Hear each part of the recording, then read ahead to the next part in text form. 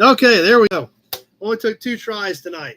I was starting to get worried. The last couple of weeks it's been working, and I hit her tonight and it locked up. But we're in now. It only took 2 attempts. We're ready to go. Bunch of you guys here ready to go tonight. Eric's on with us. Buick Man's here. Kevin Brown, Pete Winters, Neil's on. Dad's here. Ready to roll for the evening. Episode number 278. Lots of things going on. Fun week around here. Hope you guys had a great week. Big week coming up for me. Can't wait to see some of you guys next weekend. Before we get too far along, though, here's Kevin L. Ron made it. Hubcap's here. Ron, I haven't forgot about you. I'll probably just get with you next week after the auction if that's cool with you. That stuff's not going anywhere. I'm not going to have time to deal with it until after the auction. So we won't do anything with it. We'll just touch base after that if that's cool with you. Charles here with us. Randy made it. JP's back. Frank's on. Guy the Car Guy. Cream City. John Anderson. Glad you guys are all here and ready to go tonight. As always, before we get too far along into things, hey, VW's here. Leo's back. Great group on tonight, ready to go right out of the gate. Double check your comments before you hit send. If autocorrect changes it to something I can't make out, I will skip it. I try to catch most comments. I do miss a few, but if I can't understand it, I do have to skip it. Austin's here. Kenny's on. Mark's here.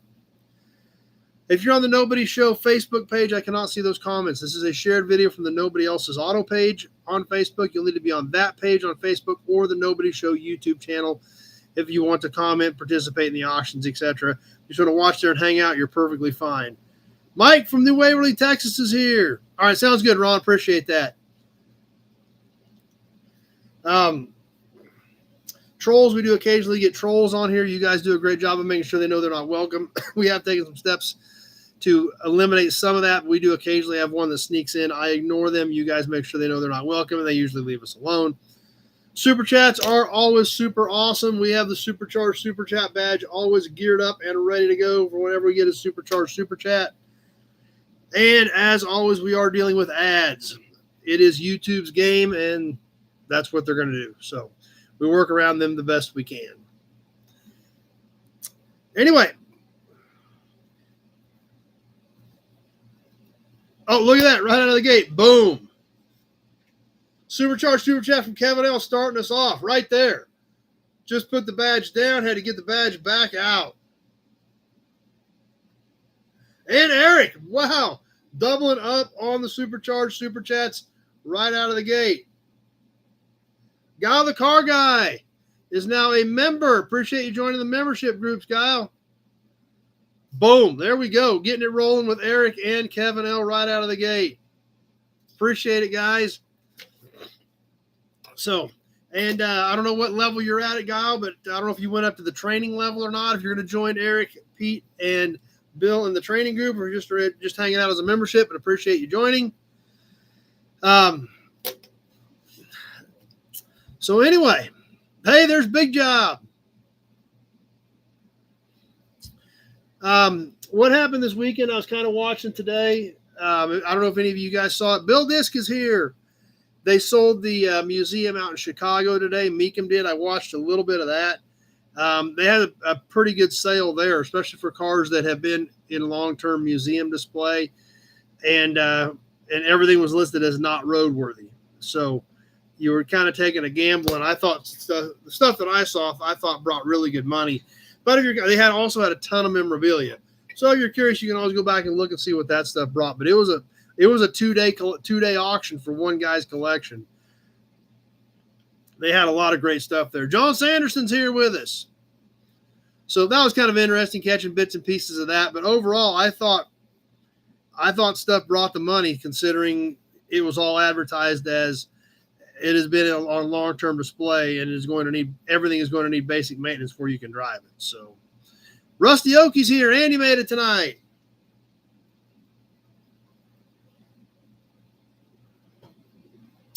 But there was a lot of interesting things there, so that's why I thought I would bring it up and mention it. That if you're curious, just go back and check it out, Meekum.com, and see. Check out the big collection that they sold this weekend in Chicago.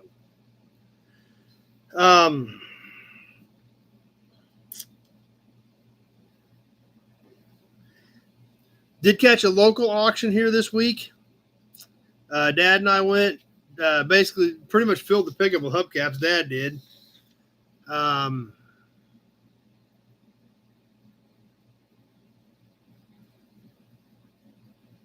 wow. That sounds interesting, John. Yeah, I bet there was a lot of neat stuff on that. Yeah, that sounds really interesting. I assume that was like all memorabilia type stuff and things like that, John, on that auction. But that sounds really cool.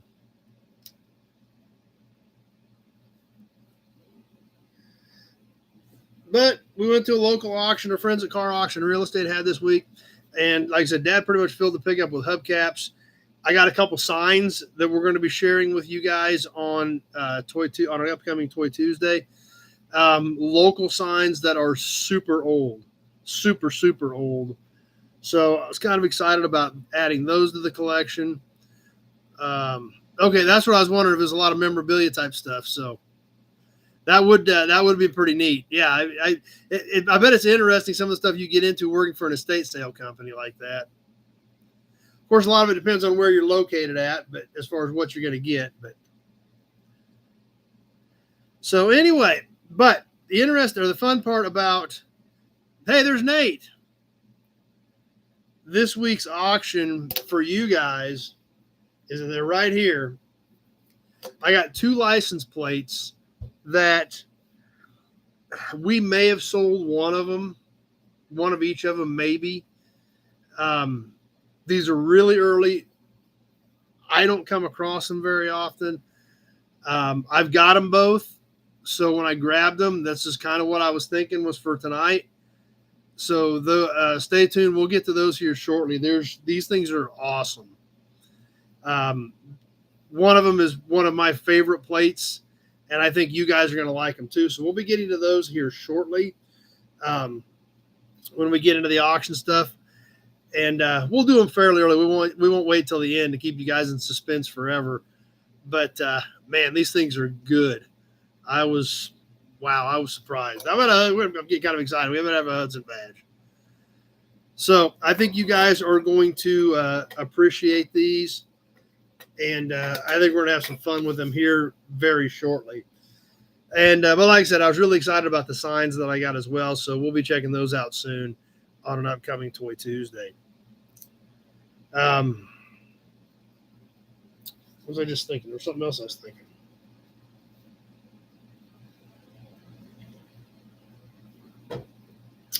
Well, whatever it was, it must not be that important. Who caught the video Friday night on the Wisteria Lincoln? Is that thing not super cool? Is that thing not crazy cool? The Wisteria Lincoln, I didn't even know that's what that color was called. I just called it lavender when I bought it. But then when I looked it up, it was Wisteria. I got that at the big Lincoln auction here, last spring. Both those cars as well as the 57. And then we've got the Continental Mark II video coming up soon. But I hope you guys caught that. If not, go check it out. Just really interesting. And Mark liked it. Yeah. It was just, I'd love to see one of those done. That car's not worth building, obviously. But, man, that would have been a knockout car in 1956. I was just thought it was super cool. Speaking of videos, like I said, the Continental Mark II video went up for members Friday night. This week, because of F&E, the videos that went up for members last week will probably not be posted for 2 weeks. You're right, John. It does kind of just have class sitting right there. That's true. Yeah, the Mark II is neat, Pete. It really is. I was excited about that for sure. Hey, there's baling wire. Because we will probably be doing some stuff from F&E this week. Wednesday, I'll try to throw up kind of a preview on some of the stuff on this channel. And a Bentley, that'd be cool. And then Friday night, we'll see who's here Friday night and what we get with what we're going to do. Kevin L. had a change of plans. He can't make it. Pete's still planning on coming. Rico's up in the air. Austin's coming. So I know there's going to be some of you here. Tractor Mike, he's a farmer, so it's going to be depending on what the weather's doing at noon on Friday, whether he's coming or not. But anyway, that we'll see what we do for videos for there. So, Pete is going to be here Friday. That's good. That it's a lot better than driving that all night. So we'll see how it shakes out. See who's coming out, and it's going to be a good time. So we'll bring you some content from there this week. So this week's going to be kind of a break from the normal content. So there won't be a specific members video. These will just go regular public videos since this is for this event this week. And then the week after that, we will get back on a normal schedule. So the videos that went up this week, members, will not go public for 2 weeks, which includes the Continental Mark II from the Lincoln auction. So beware of that, just so everybody knows and everybody's on the same page. That's kind of what I've got planned, depending on how things work out. Auburn badge.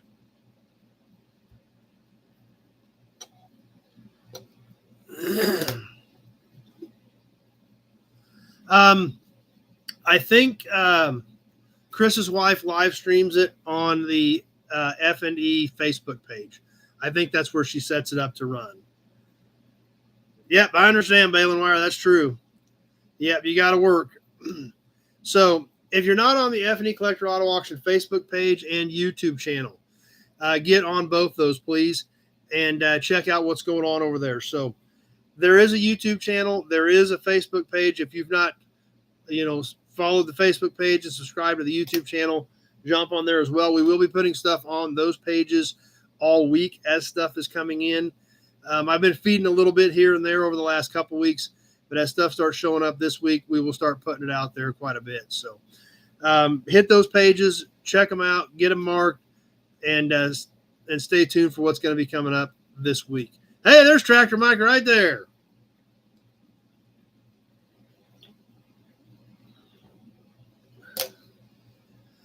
So anyway, how are things looking? It's coming together just like it does every year. There's 49 vehicles online right now. I know there's another handful for sure that will get loaded tomorrow. 2 years ago, I think we were 67. Last year, I think we were 64. So I think, we're going to be right in that same window, which is a full day. By the time we start with some memorabilia in the morning and then roll into vehicles, that's pretty much a full day. And, we don't want to run them too late because then you start losing everybody and losing your crowd. So we're going to have a good, solid day next Saturday. Looking forward to it. Can't wait to see some of you guys. Online bidding is live. If you guys are interested and want to check it out, you can go to the website and check out, and there is a link there that will take you to Proxy Bid.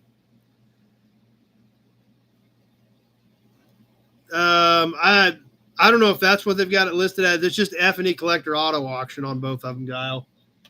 But if you go to the website, feclassiccarauction.com, and go to the 2025 catalog, there's a button that says Bid Here. That immediately takes you to the online Proxy Bid live catalog. So you guys can keep an eye out on what's going on this week. It is up, it is going, and the bids have started this weekend. So that will culminate on Saturday live at the auction. Once there we go. Thanks, Pete. Appreciate that. Check it out there. Hit 2025 catalog, hit the Bid Here button. That will take you to the online catalog and show you what's going on there. And you will also be able to look at that after the sale as well to see how things went. So it shaping up, coming together. Chris and I will start moving in tomorrow. We'll get the buildings, then we'll go out to the yard. We keep the podium and our beer tubs and everything at the yard, so we'll go get all that stuff. And then tomorrow afternoon, him and I will start getting all that stuff put together and set up where we want it and how we need it put together. So looking forward to that. And definitely looking forward to seeing you guys next week. I have not heard from anybody. Is anybody planning on staying over next Sunday night for the show? Rico and Jess did it one year. I think Austin did it last year. Just out of curiosity, if anybody was planning on that, just so I know kind of what we need to plan for next week. So anyway, it's coming up. It's around the corner. Hudson Badge.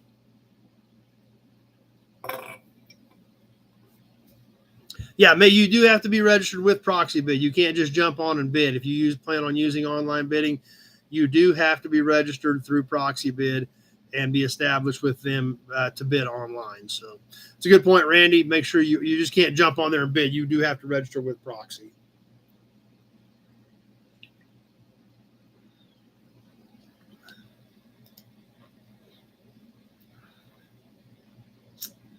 So anyway, Nate's going to be here bringing his wagon. John Sanderson planning on coming up as well.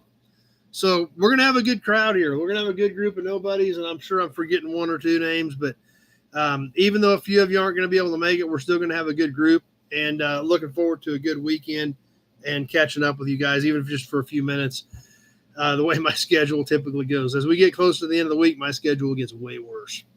Lots of things going on, trying to get these cars in, checked in, dealing with consigners, get them lined up, have them ready to roll across the block on Saturday. So anyway, we will have memorabilia to start the morning off. Most of that will not be online. Let's check and see, John. We can do that real quick. Hey, there's Andy.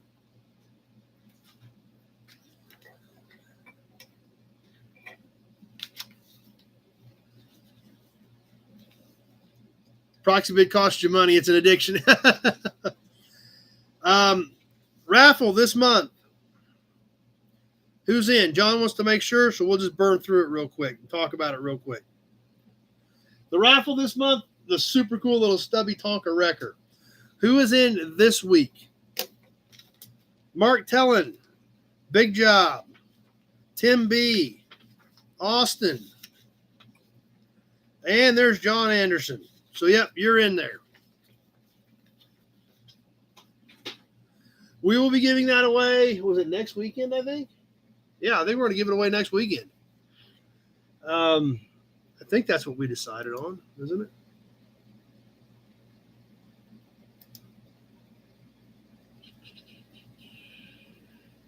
Yeah, we're giving it away next weekend.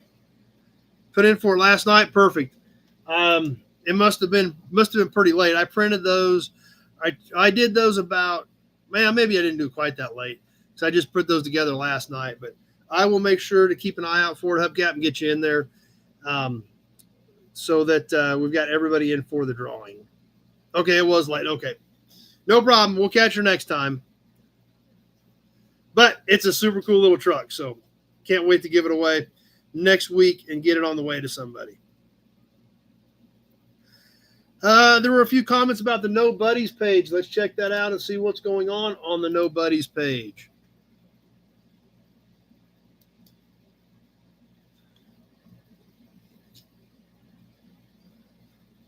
Buick Man's car show stuff.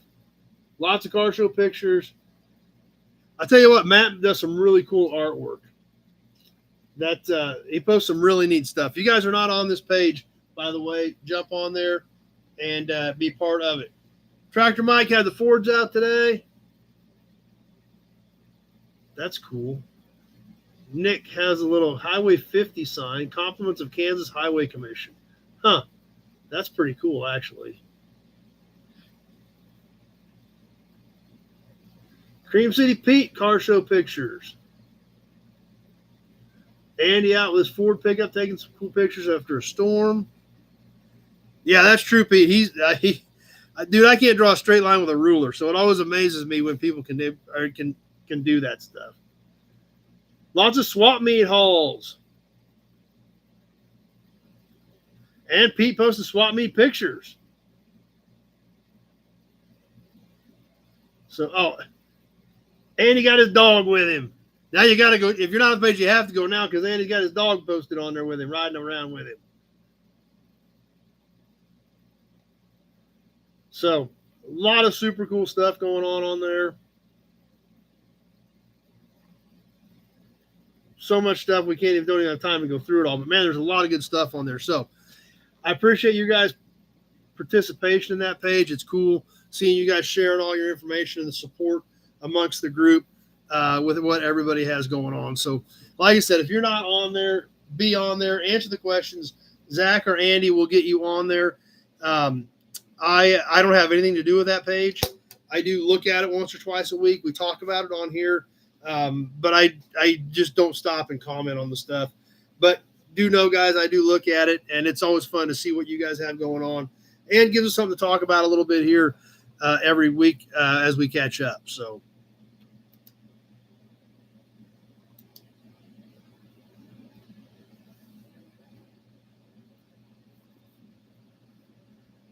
Okay.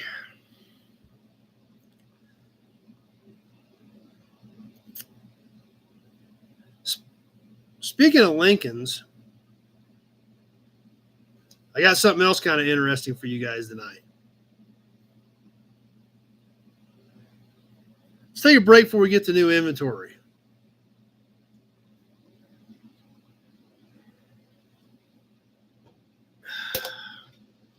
Anybody want to kick off an auction piece or two here real quick? Should we go ahead and roll with an auction piece or two? I know you want to roll with a Hudson badge.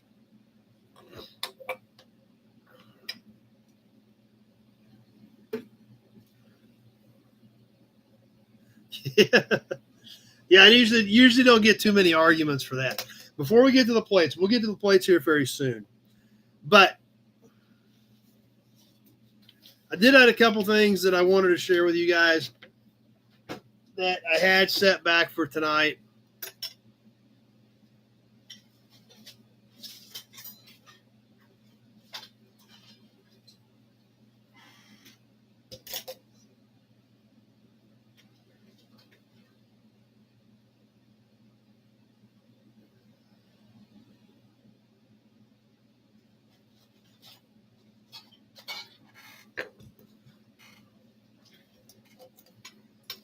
Okay. Now you guys have seen 3 of the Lincolns, the 256s and the 57.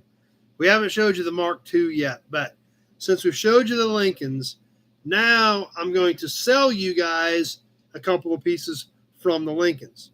You good with that?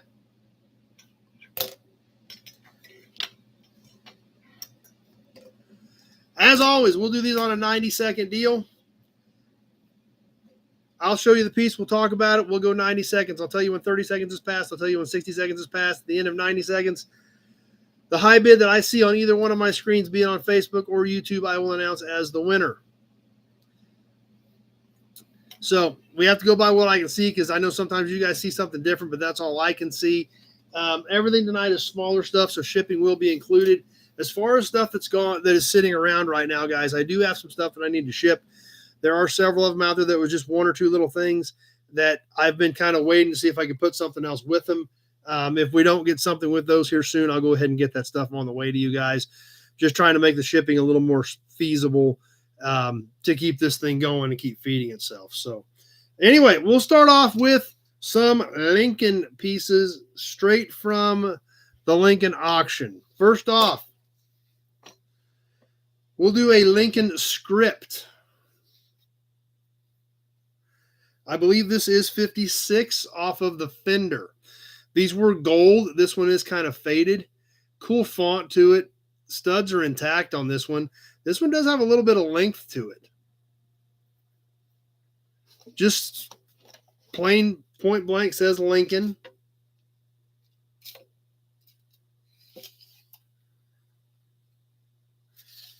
It is 14 5/8 in length. And it's kind of a narrow one.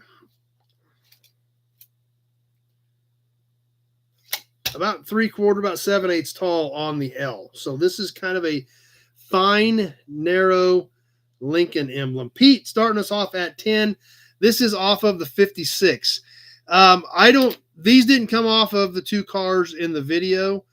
These came with a box of parts that came with them. So I don't know which. I didn't take this one off of either one of those cars. It just came from that auction, so it was off of one of the Lincolns at that auction. But I wanted to save them until we did the Lincoln video so you guys could see what we were talking about as far as where they went and what they were. So Kevin at 14 on the Lincoln badge. This is the 56 Fender, I believe. We got a couple of different pieces off from the Lincoln auction for you guys that I've just been saving till you saw the cars that came from the auction as well. So Kevin at 14.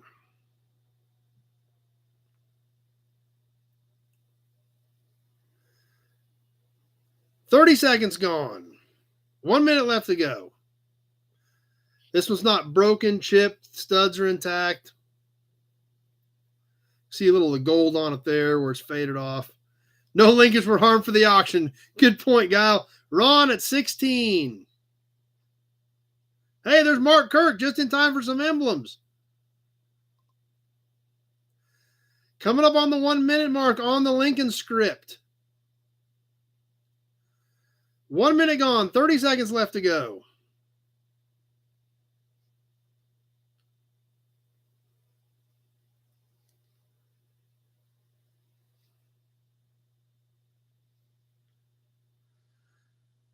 Ron at 16.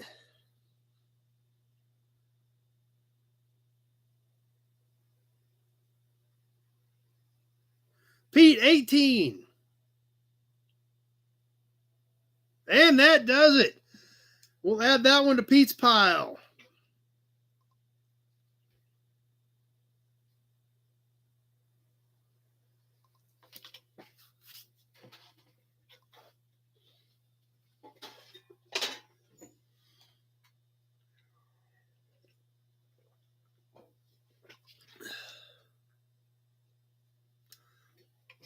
All right. I told you we'll just knock out all the Lincoln pieces. What do you think of that, guys? This one is also 56 from the rear of the car. This is a little bit more of a statement type piece. This is a little thicker, and this one does have a little bit more gold left to it on this Lincoln script. This is a lot broader. It has the Lincoln script on it with kind of a background to it almost. This is also a flat emblem with studs, which are intact.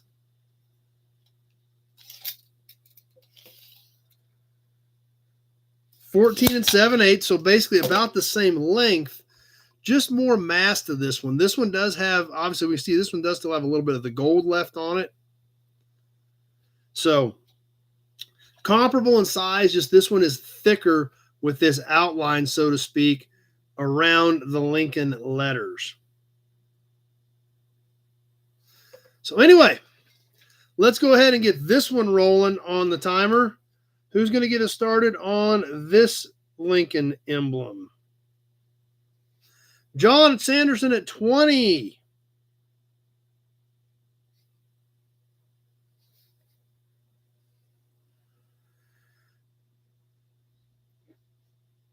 Pretty cool looking piece. One more Lincoln piece after this. It is not an emblem, though. Then we'll get those license plates here in just a little bit. Pete, 22. Billy Bowman stopping by tonight.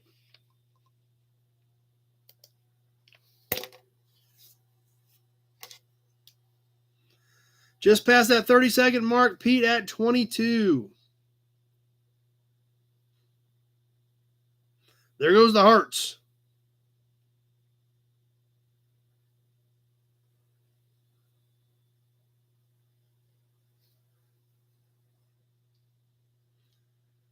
Coming up on that 1 minute mark. 1 minute gone, 30 seconds left. Everybody's been kind of quiet on this one. The hearts are flowing. John Sanderson, 23. Mark, 26.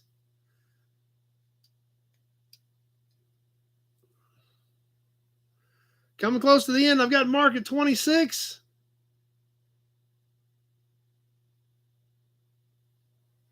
And that does it. Mark Kirk at 26.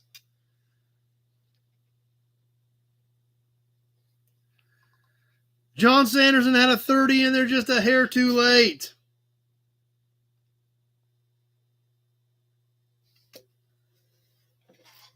All right. I told you one more Lincoln piece, and I think this is the coolest Lincoln piece. This one I really had to think about whether I was going to sell it or not, but I decided to go ahead and do it. I may have another one. I don't know. I didn't look in the car.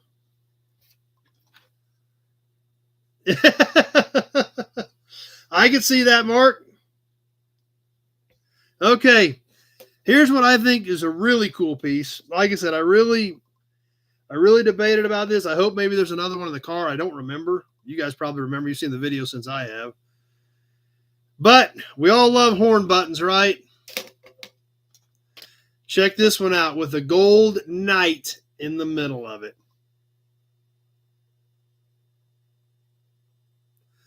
It is dished. It does kind of sink down into it. The golden knight is three-dimensional inside of it. You can see in the back of the plastic where the golden knight is actually cast into the plastic. So it does appear in kind of a 3D type form down in the clear center against kind of the cream background. Does still have the clip on the back. I know, John. That's what I told you. I told you there was something. I was saving the coolest Lincoln piece for last. Kevin L. starting us off at 25. This is ribbed. This is chromed pop metal. John at 25. Pete just not even messing around. Coming out there swinging heavy right out of the gate on this one.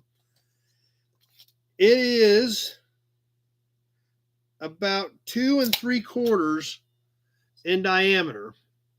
So a little under 3 inches around. This is chrome pop metal, so his ribs are actually cast into the pop metal and chrome plated. It is a hot button, Kyle. That is right. It is very hot. It is a cool piece, though. It's a beauty. I told you I had a cool piece coming up for the Lincoln guys, and here we go. We're on the timer. Pete at 40.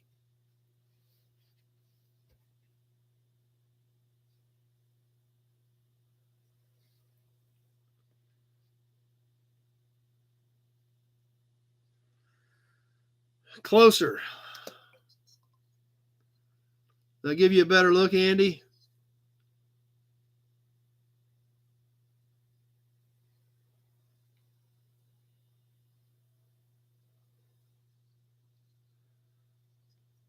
Just past the 30-second mark.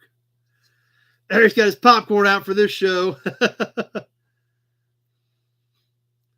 Pete at 40, and it is crickets ever since then.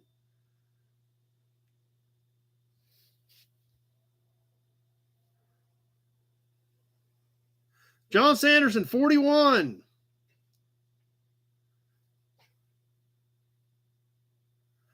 There's 1 minute. Now what's going to happen? We'll see what happens in the last 30 seconds. John at 41. Pete, 42.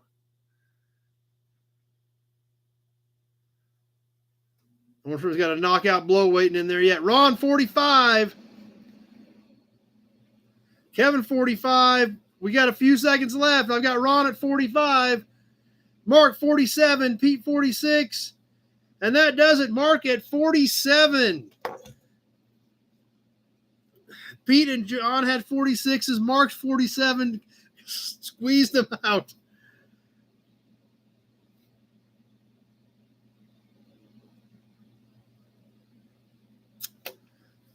Yeah, that was that was getting interesting there.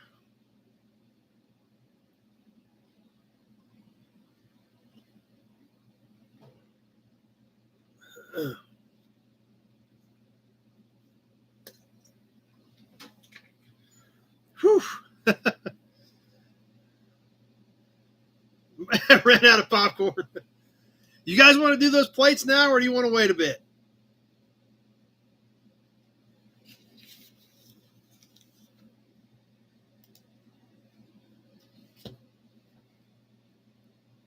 Now. Okay. These are the two plates that I just got.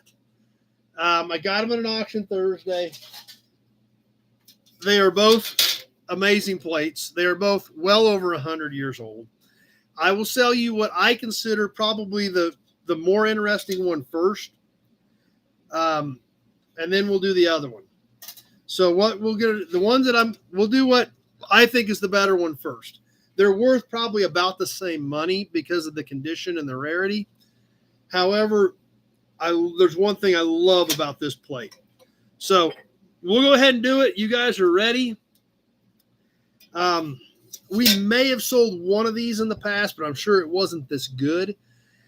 I don't find them that often. I've got a few that are mine, but you just don't come across these. And that's why I was so excited when I got these two plates, knowing I had them okay, so I can sell them to you. I think you guys are going to dig them. And without further ado, here we go. This is the one I think is the better of the two. Value-wise, they're probably about the same because condition is not bad on them. But I love the font on the 1916, almost 110 years old, the 1916 Kansas. Look at this. I love this KAN in kind of a circle. Guys, this is original paint. Original paint, black, white letters, original on the back. Eric at 35, 1916, almost 110 years old, and it is original paint. And how crazy is this? Super cool. Then an ad hit. So, are we ready? Here we go, guys. We're on the timer. Eric starting us off at 35.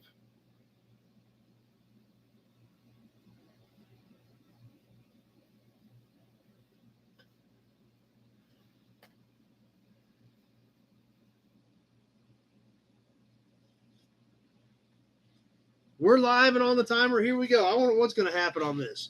Tractor Mike at 40. Now you can see why I love this plate, why I love this design. It's the only year they did it. Yep, that's true. We did a raffle on some of that stuff. Yep. Tony, 45.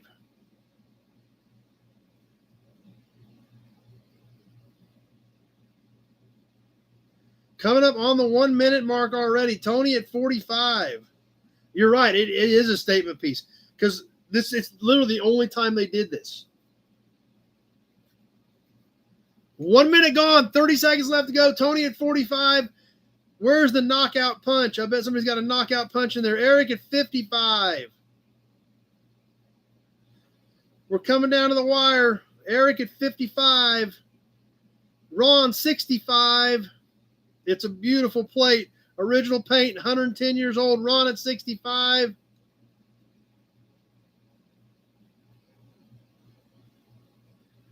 Eric at 70. And that does it. Eric at 70 as just at about 128. We roll to the 130 on the timer. And Eric at 70.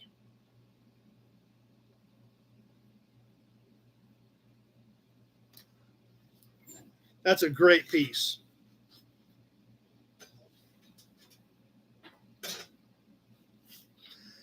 Okay, guys. This one is still great as well. Pretty decent colors considering. The paint this year was really, really bad. So these plates didn't survive very well.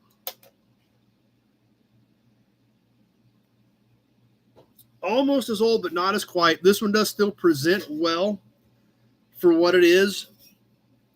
On this 106-year-old 1919 Kansas. Like I said, I think the value on these is basically about the same. But look at the condition of this. Now this, you can see it's got some browning around it. I cleaned it up best I could without losing too much color. You see it's kind of supposed to be kind of an off-white, greenish, tannish with blue letters. We do still see a lot of the blue on the numbers here. But this 1919 plate, these things, the paint was so bad that year, they just didn't survive. So this is still a very difficult to find plate. On top of the fact it's 106 years old anyway. It's not like you find them laying around at the corner market on a regular basis. But this is still a pretty amazing plate. I never even gave you the size on the other ones. These are a little bit different size. Let me do that. You didn't get too lucky, Eric, because you got it at about 128, so you nailed her just about right. I mean, these were not dated at this point. This is just based on the colors and where the KAN was at on it. So it does not say 1919 on it in this particular year. 14 7/8, so just under 15 by 5 7/8. This thing, look how flat this thing is.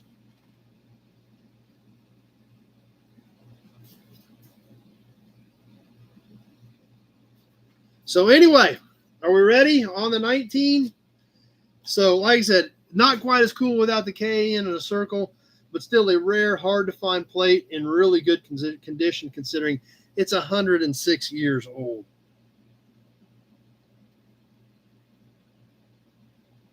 And here we go. Ron at 50.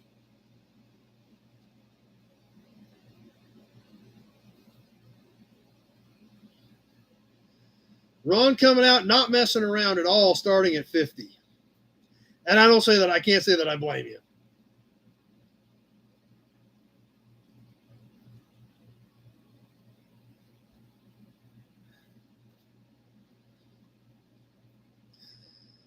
Coming up on the 30-second mark. There's 30 seconds gone, 60 seconds left to go. I did grab a couple of more plates out of the stuff I got last weekend, a couple more Newell stock ones we'll get to here in a little bit. We got cans, hubcaps, badges, all kinds of stuff still coming yet tonight. But I was excited about these. I figured you guys were as well, so I wanted to get them out there. Both the Lincoln stuff because of the video and then these plates because I just got them. Coming up on the 1 minute mark, and nobody's messing with Ron yet. 1 minute gone. Kind of curious as to what's going to happen now. Ron's probably getting a little nervous.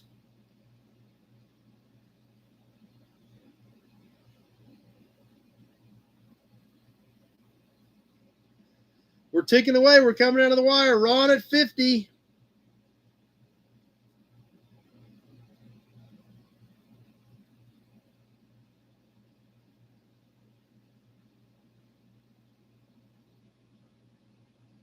And he got it done. That was all it took. Nobody even messed with him. There's Big Rig Brett. Ron at 50.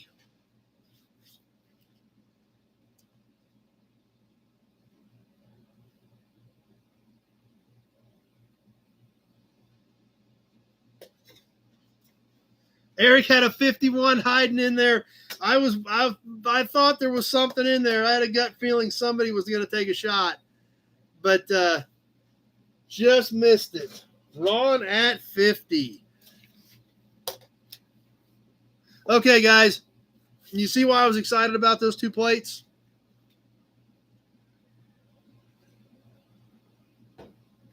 How about a Hudson badge?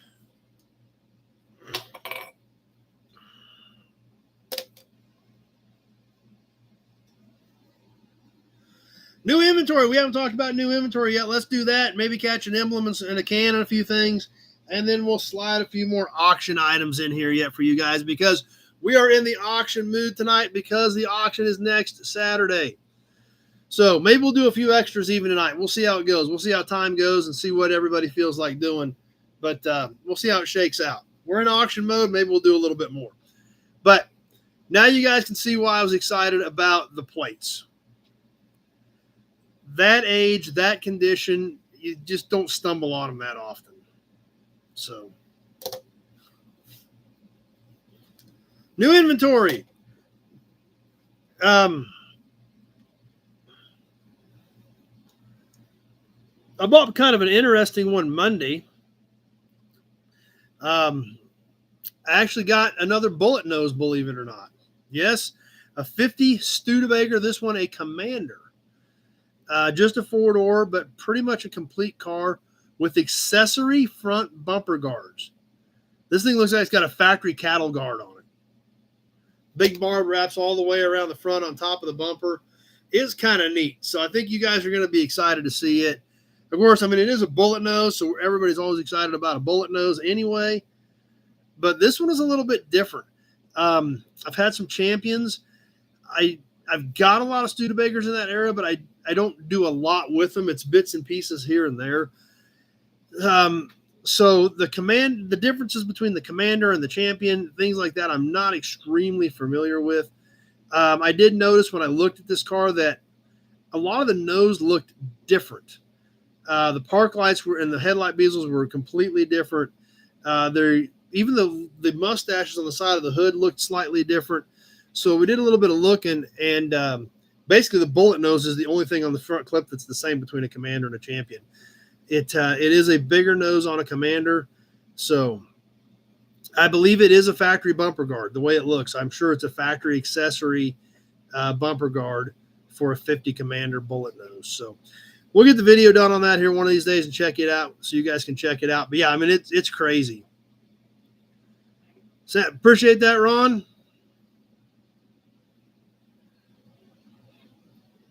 Oh, and it did not have a visor on it, but I did get a visor with it. The guy had an outside visor he had picked up, so I got that worked into the deal as well. So I did get an outside visor, not necessarily for that Studebaker, but a universal adjustable Studebaker visor.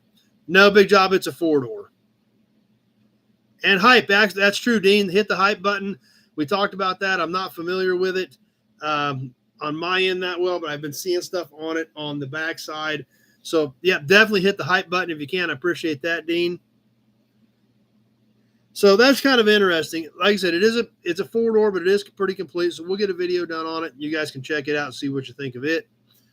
Had a 63 Bel Air 4-door I picked up. Not a lot left of that car. It's pretty rough, but it was a cool pack car. The box isn't very good, but there's still some cool pack pieces there. So about like I said, it came on a deal with 5 cars that I bought. So it's one I just needed to go back and get. I'd already had the other 4, so I need to go ahead and get the other 5 to get the other one. So I got it picked up, and then I picked up a 54 Ford 2-door sedan that does have a factory visor on it. So it's a complete car, but it's been sitting for a long, long time. And it's got a little more rust. I bought it on pictures, so I didn't see it till I got there to pick it up the other day, and it had a little more rust in it than what I thought, but wasn't much I could do about it. I already paid for it. It's a matter of loading it up and bringing it home. So that came in as well. So did have some cool stuff come in this week. Obviously this week I ain't going to be picking anything up. We will be setting up for the auction. I do have stuff I need to get, but it's just going to get pushed back until next week. So, but did have some cool stuff come in this week, which is always fun.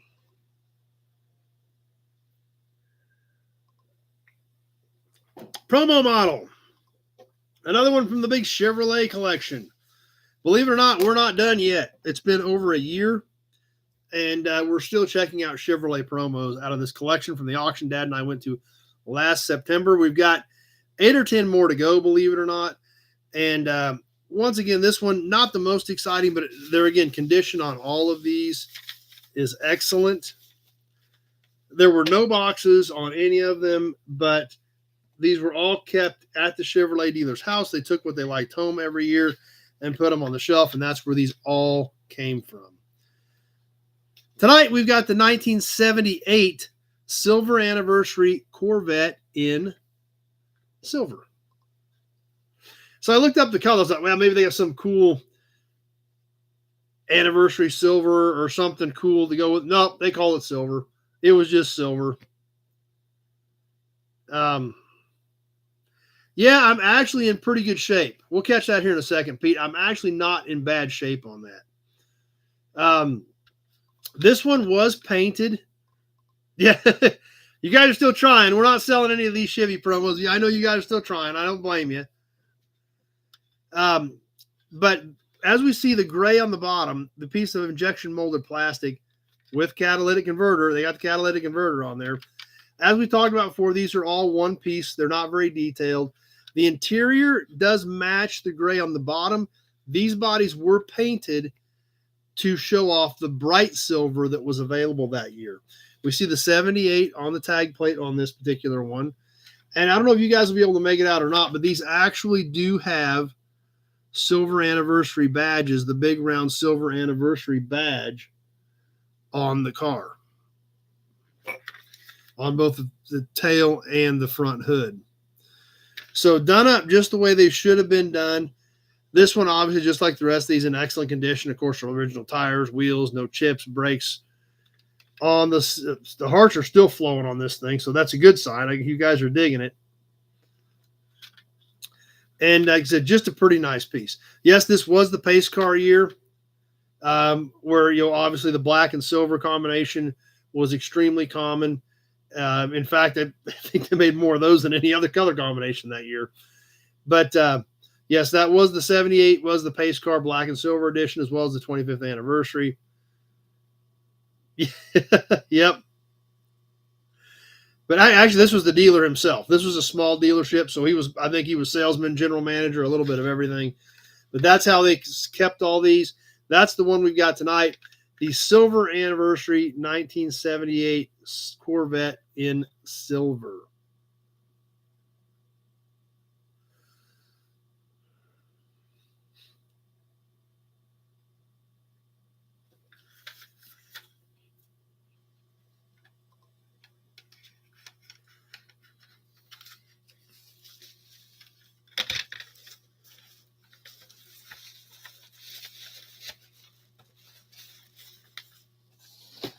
So anyway, back to Pete's comment. Believe it or not, I'm actually in pretty good shape. Yeah, I mean, I was up to in the 30s that I needed to pick up. I've got a few. I've got less than 10 probably, maybe 12. I think there's 3 41 to 46 Chevy and GMC trucks that are actually just east of the yard. Shoot, as a crow flies, they're probably 8 or 10 miles. So they're not that far. I probably need to get those picked up. I bought those in 2010.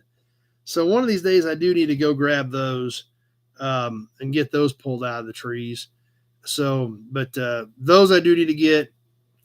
That other deal, there's 2 or 3 up there I need to still go get. I need to call that guy too and try to get those pulled out of there. But no, I'm actually not in bad shape. I had that guy that did some hauling for me. He got a lot of stuff picked up for me. He's moved, so he's not around here anymore. But he got a lot of stuff drug in for me. I've got one at Glenn's I need to go get. But I'm not in near as bad a shape as what I was a couple of years ago when I had 30 some out there hanging.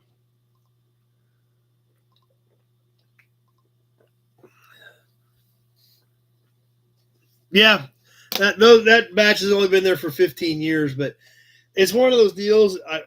Known the guy, I see him at auctions. We talk about it all the time. It's like, whenever you want to get those out, it's like, yeah, I was just holler at me and we'll go mess with it one of these days. So it's just kind of out of sight, out of mind. We talk about it 4 or 5 times a year. It's just one of these days we just need to actually go do it. So, I guess the good thing about it is unless the trees fell on them, the parts are worth more now than they were 15 years ago. So, of course, I hadn't thought about that. I hope the trees didn't fall on them because then they wouldn't be good for much. But because they are back in the trees, there's no doubt about it. They are tucked back in there pretty tight. Yeah, I hadn't thought about the trees falling on them. Maybe I should actually go get those. It's kind of like one of those things. Well, I know where they're at, so I wasn't too worried about it. But yeah, if the trees fall on them, that wouldn't be good. That would definitely alter the value of what is there. So that's true. I hadn't thought about that, John. They've got better patina now.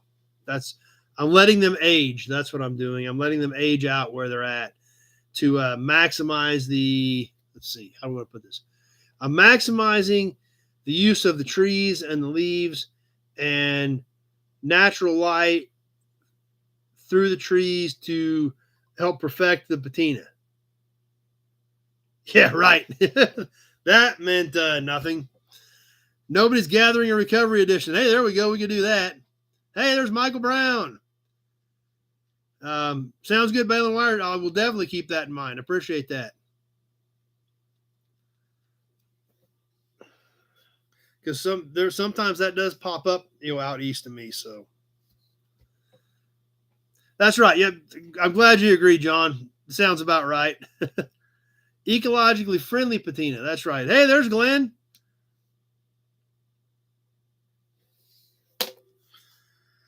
Let's see what else we want to do.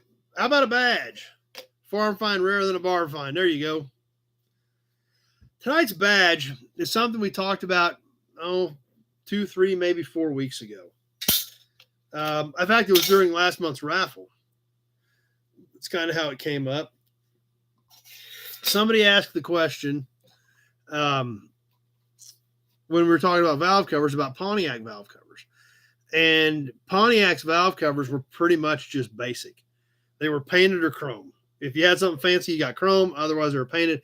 That was about the extent of it.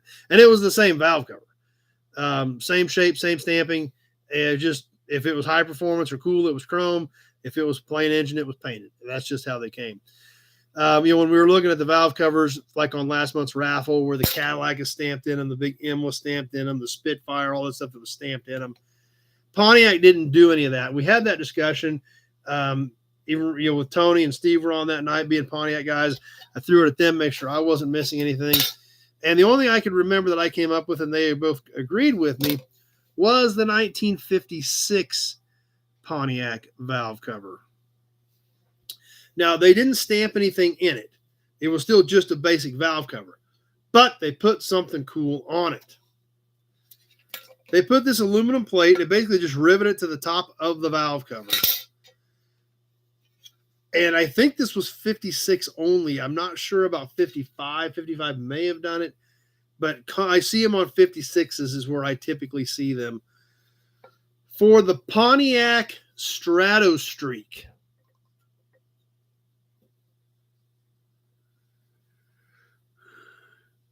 This is actually an aluminum plate. It is stamped. These were literally rivets that just had it riveted to the top of the valve cover.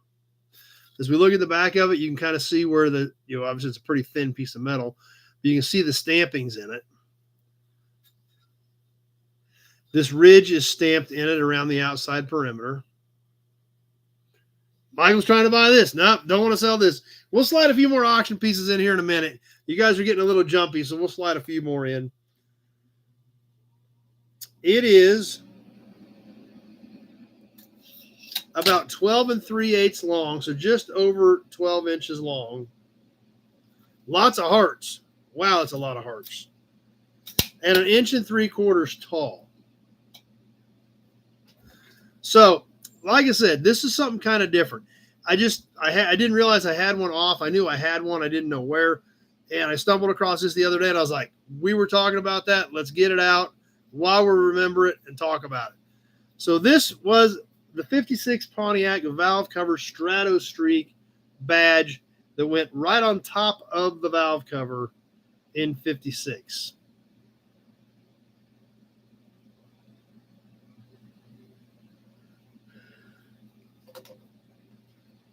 All right, we'll get a few more auction pieces in here pretty quick.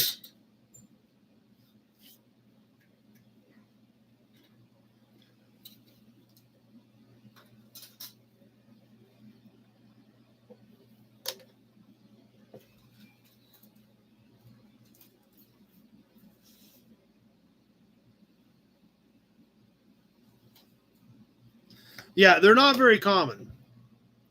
Like I said, I think it was 56 only.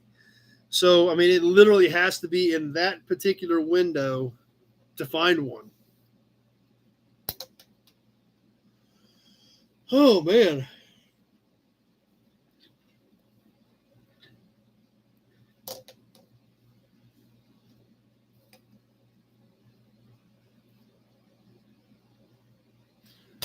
Let's go ahead and catch a can real quick. This can is actually not in the book, so no point in getting your book out tonight. I thought it might be, so I went ahead and grabbed it and was planning on looking it up in the book, and shockingly, it wasn't in the book. They do have a lot from this company in the book, but they did not have this particular can, so I was kind of disappointed. But it is such a good-looking can that I wanted to go ahead and share it with you guys anyway. It is a 1-quart metal, actually aluminum, I believe, Mobile Oil Special. This is a beauty of a design for a designed can. The gold background with the red Pegasus on it has that actually on both sides.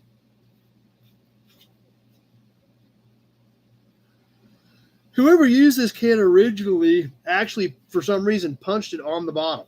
So they did us a favor years ago when they used it. Actually, this one, Glenn, was 2030, believe it or not.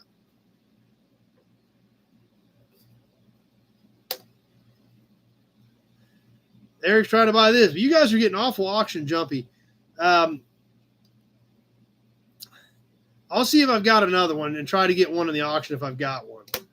But just I love the gold, the way the Pegasus pops against the gold on the Mobil Oil Special. Glenn remembers selling it. Maybe you punch this one on the bottom for us, Glenn, and save the top of the can.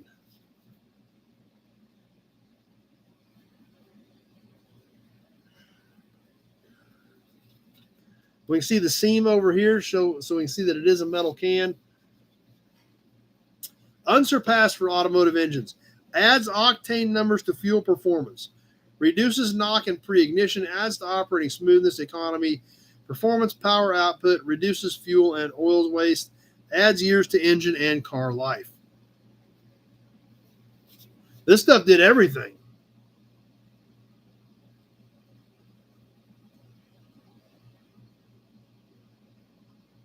And that's actually pretty interesting. 57 head. Yeah, I think you might be right, Tony. Baby 57 did have it stamped in there. I'll have to look and see. But that's something I hadn't even thought about. These cans, like I said, they were aluminum. This can is thin and it is light. And you had to jab that spout in there. So Glenn said these were so soft that they would buckle the side of the can when they went to put the spout in them. That's what's great about this group, though, is you guys share all that information, and then we all learn something. But I'd never thought about that, but that would make sense.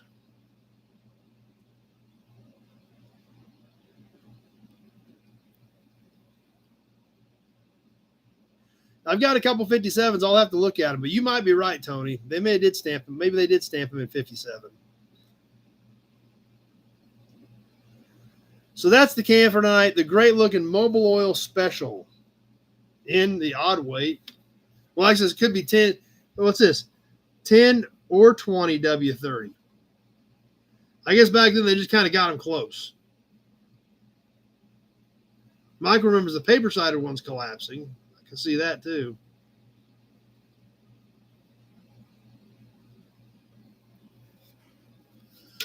So there's tonight's can. It's a beauty. Glad you guys liked it.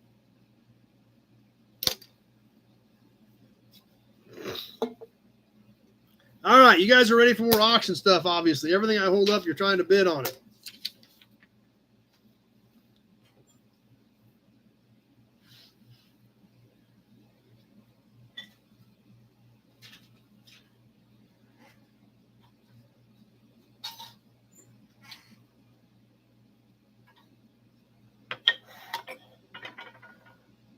I think it was yesterday, Mike.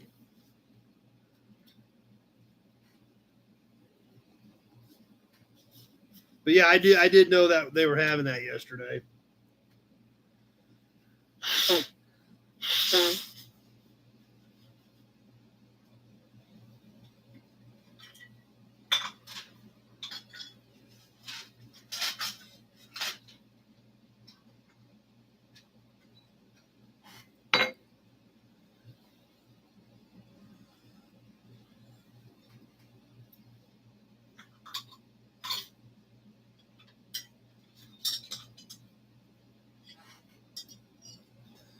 Okay, let's mix it up a little bit. I've got some more of those plates from the batch last week, but we're going to do a few other pieces before we get into more plates. We'll kind of shake it up a bit here. I do have a couple small cans that we'll go ahead and auction off real quick. These are not near as cool as the last one, but they are cute little guys. These are little Oilers. So we'll do these real quick. Got a grease cap, some other bits and pieces. And we'll squeeze an emblem, a regular hubcap in here. We got all kinds of stuff going on. Like I told you guys, we got a pretty good pile here. The first one on these cans, Boy, non-gumming heavy body oiler. Heavy duty household oil from Boyle. Going with that one, the Macmillan home oil can. These little oilers are great. They're not huge. They don't take up a lot of space. They have good colors. These are metal cans. They're good looking cans. These both have spouts on them. The Macmillan is bent on it a little bit. This one still has the original metal spout on the Boy. I'm not really sure what the BOYE. I'm not extremely familiar with that company. It does have some nice graphics on the side of it. Heavy duty household oil has strong film strength, reduces friction.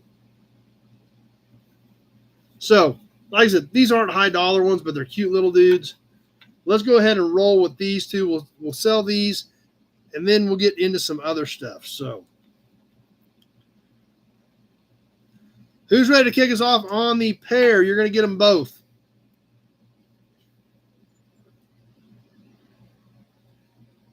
Eric at 10. Michael 5.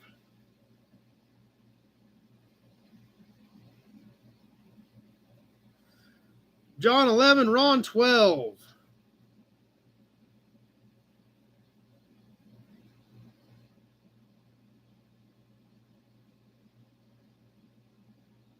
Mark 15. Just past that 30-second mark. Michael 16.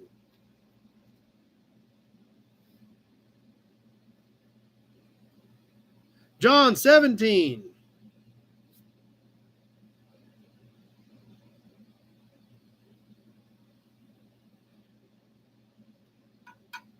Michael 18. Mark 20. And there's the 1 minute mark.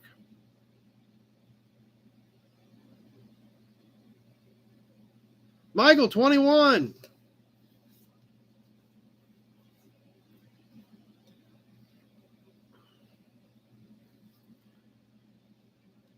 We're ticking away. You're getting them both. 2 for 1.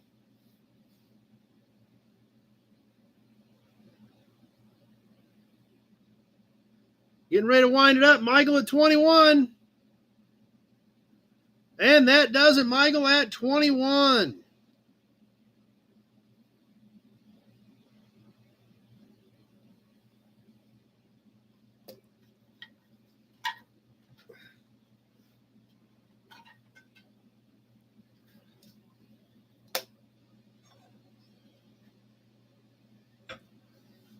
There's Mark's 22. That was really hung up in there. Got those marked to Michael.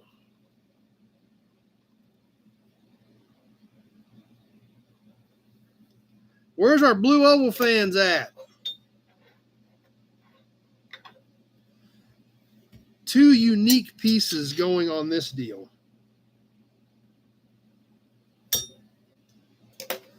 First off,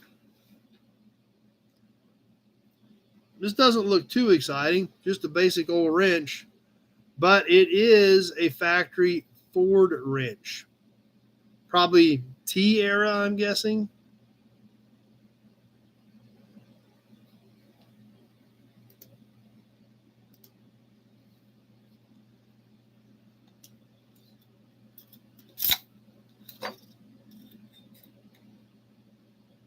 It's about 5.5 inches long, just to give you an idea, on the little Ford wrench. Eric started us off at 10. Going with this is this other Ford wrench, and this one is really weird. I don't know much about it. Obviously, it was designed specifically for something. I don't know what, but it is a Ford piece. If you guys can make out the Ford script right here in the middle of it. Obviously, these were designed specifically to go around certain bits or pieces. These two were a little bit deeper, so they were a little stronger. This particular Ford wrench is left-handed monkey wrench. There you go. 8.5. So this one's 8.5. So you're going to get the set of original, I'm sure these are over 100 years old too, Ford wrenches. Eric starting us off at 10, and here we go.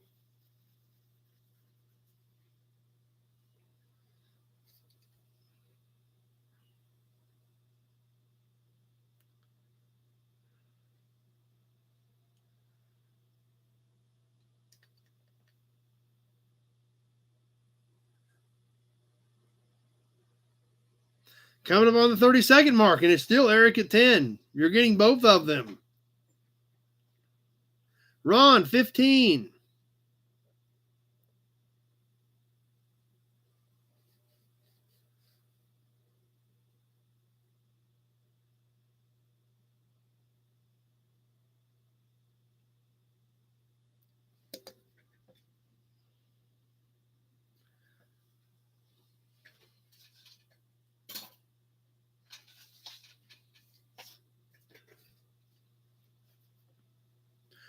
One minute gone. 30 seconds left to go. Ron at 15 on the pair.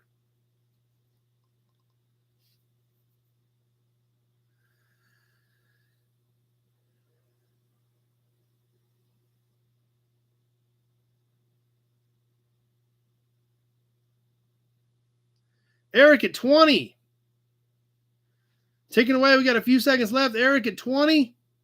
Big job, 22. Eric 24 right at the wire. Just as it went to 130, Eric's 24 came in. There was no time left after that, but Eric got it slid in there at 24. Woof. There was no time on that. It was going to 130 when that came across. Another half second and it would have been too late. Mark's 25. There again, it was a little late again. All right, let's catch one of these plates that I grabbed out of the stack from last weekend. I haven't even looked at it. So let's check it out and see what it is. This is a motorcycle plate because it is tiny.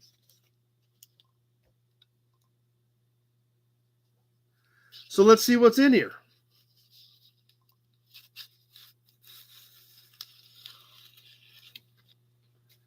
'68, 2-digit, number 92. Back looks good. Paper was stuck to it a little bit here on the back. Oh, this is cool. Look, it's still got the Kansas stamped in it, just like the big plates did. Yeah. There could be, Mark. You're in it. It must be hung up. You're going to have to shoot early. Tweedledee starting us off at 10. Cute little dude. Let's get the size on it. 7 3/4 by about 3 3/4. Does have a little bit of surface rust along the edge, but otherwise, pretty good looking plate. All right, let's roll with it. Tweedledee at 10, brand new. We just dumped it out of its envelope from 1968.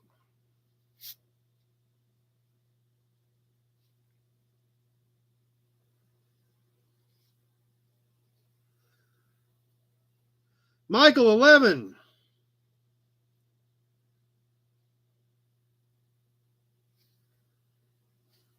Tweedledee, 15. Ron, 15. 30 seconds gone. 60 seconds left to go.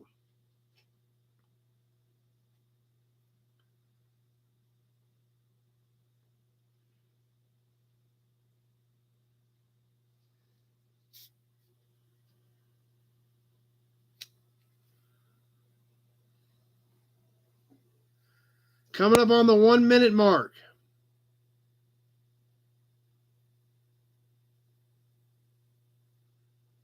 One minute gone, 30 seconds left to go.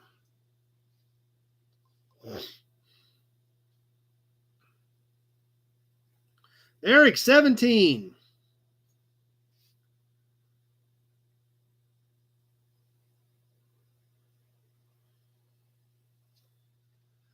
Coming down to the end, we're ticking away. Ron, 18. Tony, 21. Austin, 20. And Tony's 21 did it. Big Job had a 25. Austin had a 22.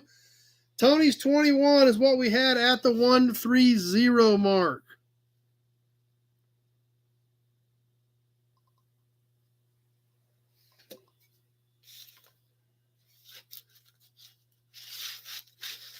Tuck that back away and it's home.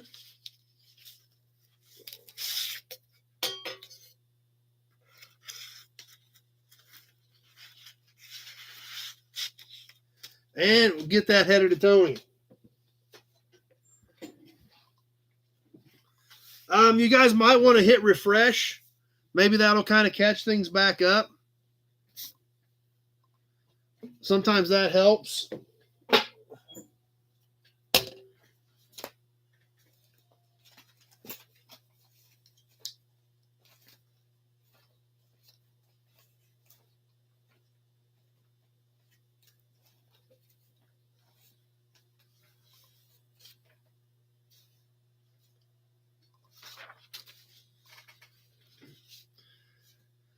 Okay, guys.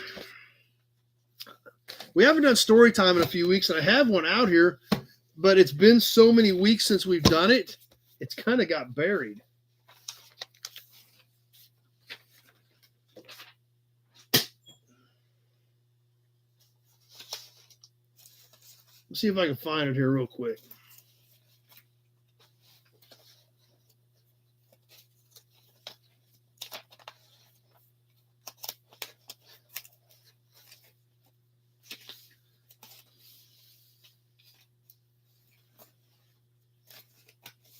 Here we go.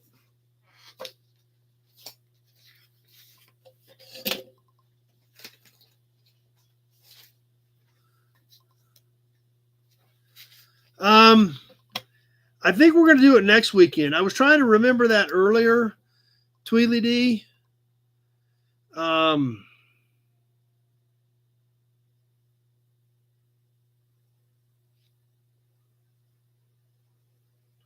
Actually, I think you're right. I said earlier we would do it next week, but I think you're right because with next week being F&E, I may run out of time getting stuff ready for entries from this week. If I get some next weekend. So yeah, I think that's what we'll do, Tweedly. I think you're right. I think October 5th is what we said. So it would be 2 more weeks. Because that would be tight on me if I had entries come in at the end of the week, making sure that everybody was in the can. I think that's why we did that. So I think you're right, actually, Tweedly D. We talked about it earlier, and I said next week, but I think you're right. So that's right, Mark says he can hang around an extra week to send it before we send it to him. So, but let's catch a little story time because we haven't done that in a few weeks. It's one of those things that we keep running out of time for. So let's go ahead and squeeze it in now. And then we got the brochure yet, a super cool cap, classifieds. We'll squeeze a few more auction pieces in. And keep on moving. So let's go ahead and do some story time. Tonight, we've got a 1977 Oldsmobile Cutlass.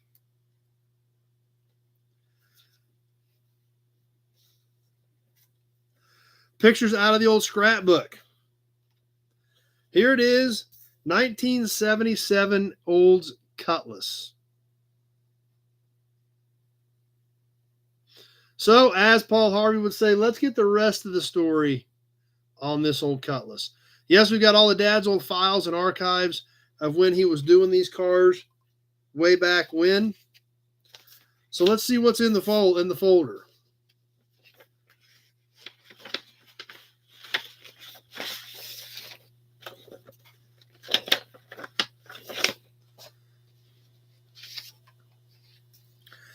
Now, since it's been a few weeks since we've done one of these, just for you guys who maybe haven't seen one, Dad actually kept lists of what he did to these cars when he flipped them.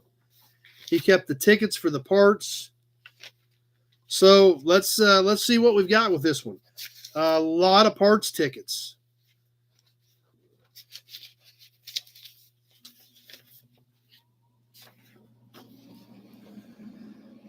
Okay.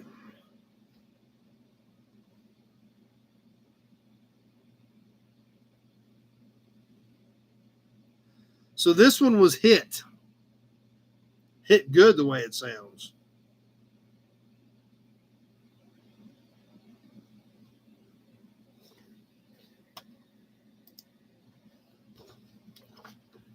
He figured his labor on this one. This was in 1983.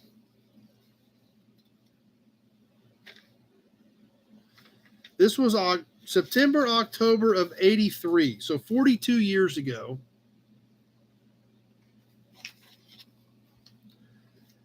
Pack wheel bearings, R&R trans and reseal, R&R front brake pads, 20 hours of body and paint, clean and detail, R&R radiator, plugs, fuel filter, AC R&R AC compressor and charge, straighten the frame, side moldings and pinstripe, lube oil and filter, align front end, safety inspection, install cruise, put cruise control on it, put a battery in it, switched wheels, mount and balance tires,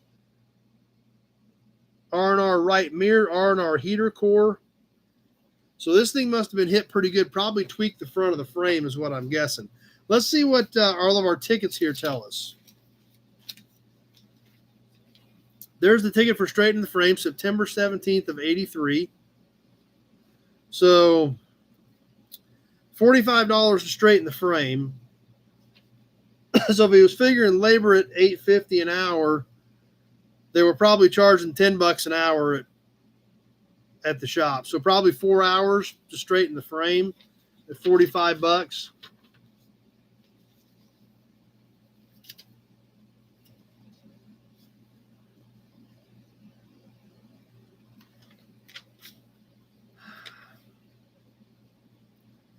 Gibsons. Who had a Gibsons? Anybody have a Gibsons where they live? I got spark plugs at Gibsons on October 12th.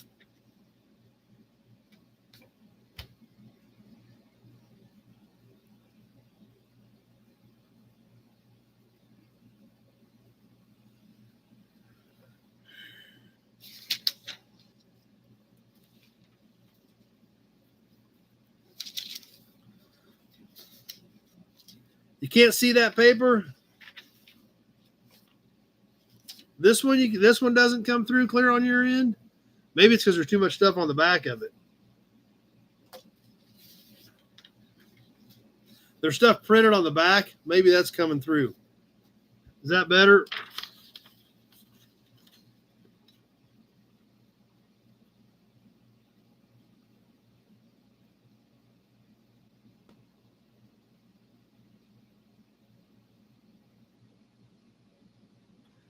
The total on the plugs was $9.65. Hey, there's number one. So yeah, that must just not be coming through very clear. Lots of parts tickets on this one. Side molding kit, $12.50.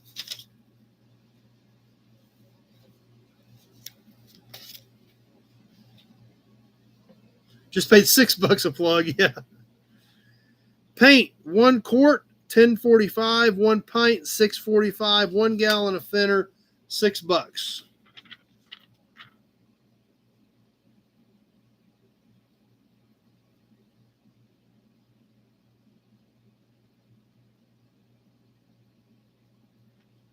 Bumper shock, $30.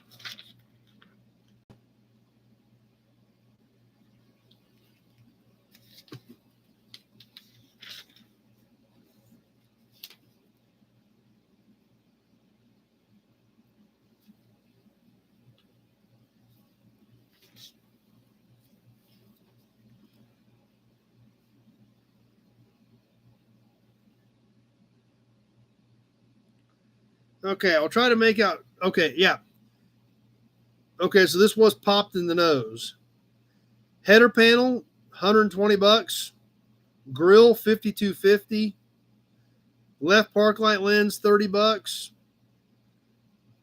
Filler, probably that bumper filler, $431. Emblem, $10.99. Shroud, probably the fan shroud, $21.75. Right headlight door, filler, molding. So it was definitely hit in the front end, and there is all the parts list that it took to fix the front clip.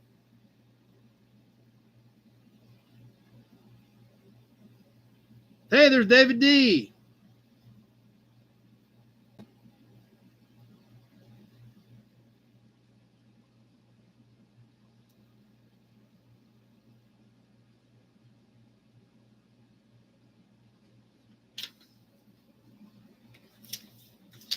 So that kind of tells us a little bit more story about the 77 Olds Cutlass. Obviously, we can see it right there.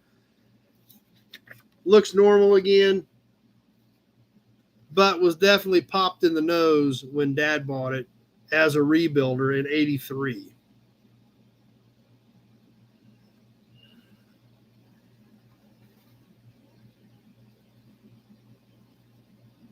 Dan from Defiance. Yep, 85 to 120 an hour anymore.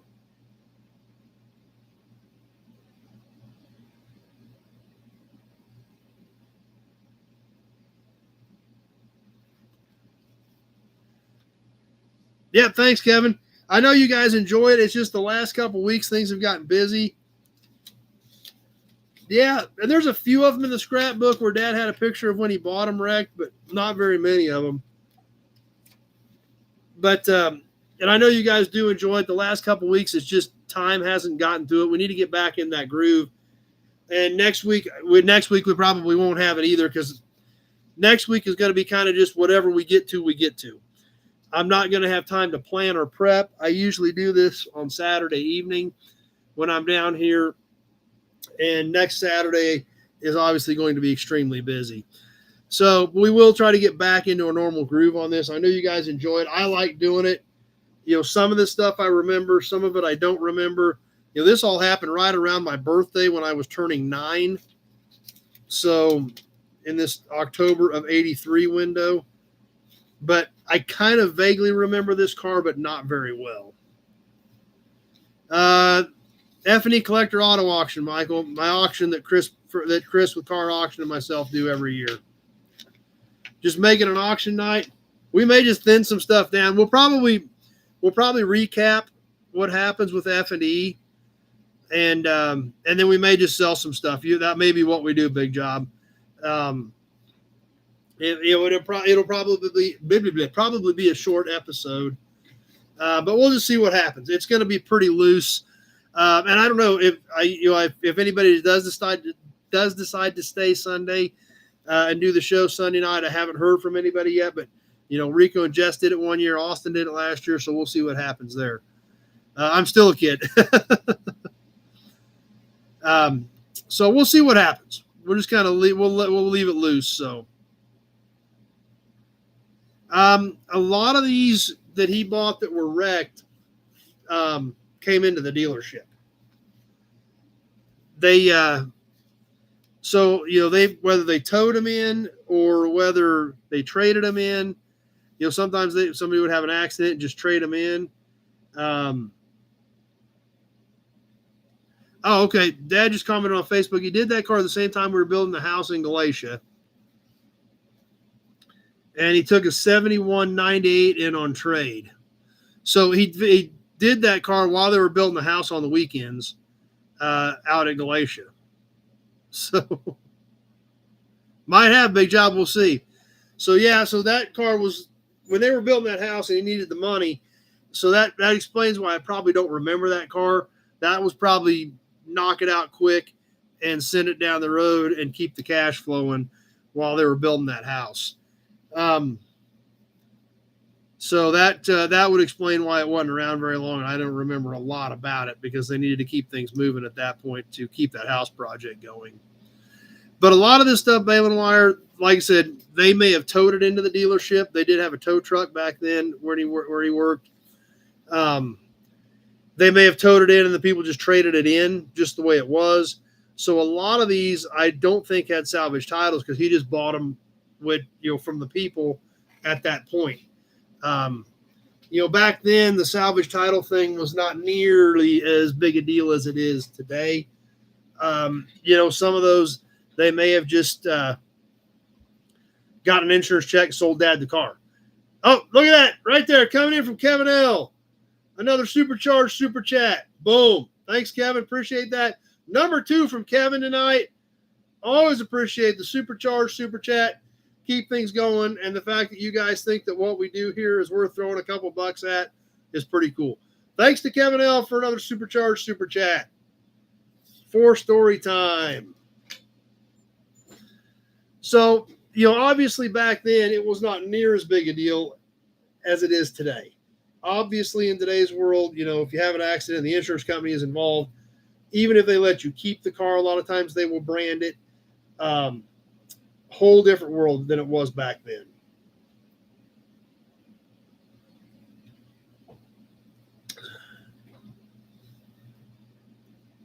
Yeah, and you've got to be careful about that, Mark. And I know, and that was kind of the same boat Dad was in too, being careful about those. Dad said he doesn't remember anything that had salvage titles on them.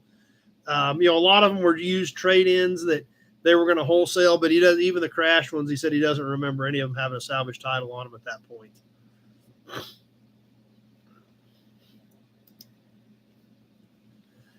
So anyway, we'll try to get back in the groove of that. I know you guys enjoy it. I like doing it. Just things have gotten busy here the last few weeks. So anyway, what else we got going on here?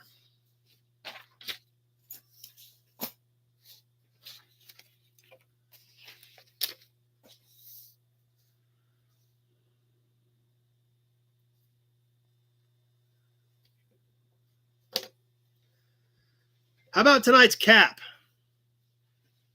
This is kind of an interesting one. This is a heavy-duty grease cap.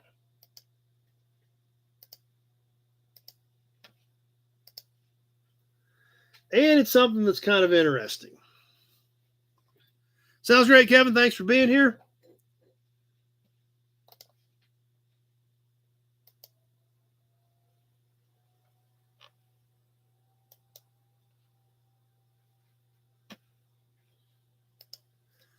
This is a beast of a grease cap. And it was something kind of different. I actually had to look it up. From the Hayes Wheel Company, manufactured by Hayes Wheel Company, Jackson, Michigan. That's right, Dan. That's definitely right. Check this beast out. And this thing's heavy. This thing probably weighs 3 or 4 pounds. It is deep. It is a beast. I don't know what it's off of. Internal thread. The Hayes is stamped and is riveted to the top of the cap. So I looked it up.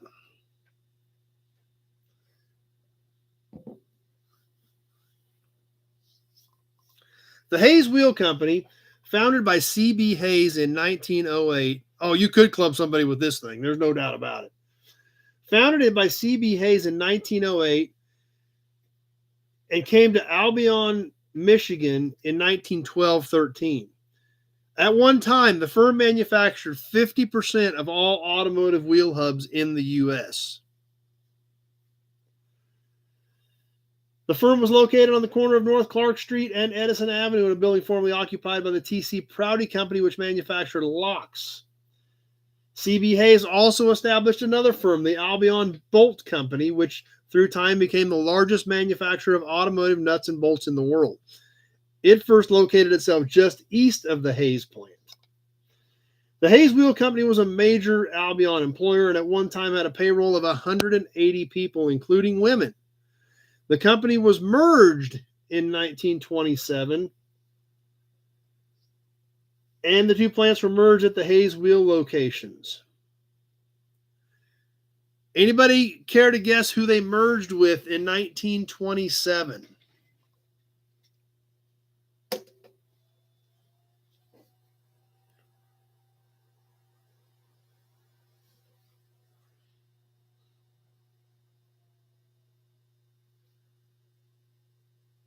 Big John found some stuff. It was 04 when you had to start registering salvage titles. Guile got it. Kelsey. Mark got it. Kelsey. Actually, Eric, and that's kind of interesting you say Ford. This is what became Kelsey Hayes wheels. Kelsey was a major wheel manufacturer at the same time, basically just as big as Hayes. However, from the research I did, Kelsey was a primary supplier to Ford. In fact, almost all of Kelsey's business was Ford, to the extent that they got a little nervous and actually kind of backed off doing work for Ford. Like I said, I didn't do a ton of research on this, but from what I did find, Kelsey and I always thought Kelsey Hayes was a person. It was two people, actually. It was Kelsey and Hayes. And that's where it became Kelsey Hayes Wheels in 1927.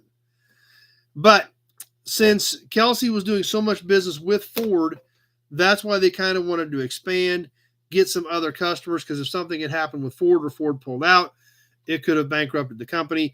In 1927, the two of the major players, Kelsey and Hayes, joined forces to become what is still known today as one of the major players in the wheel world of Kelsey Hayes.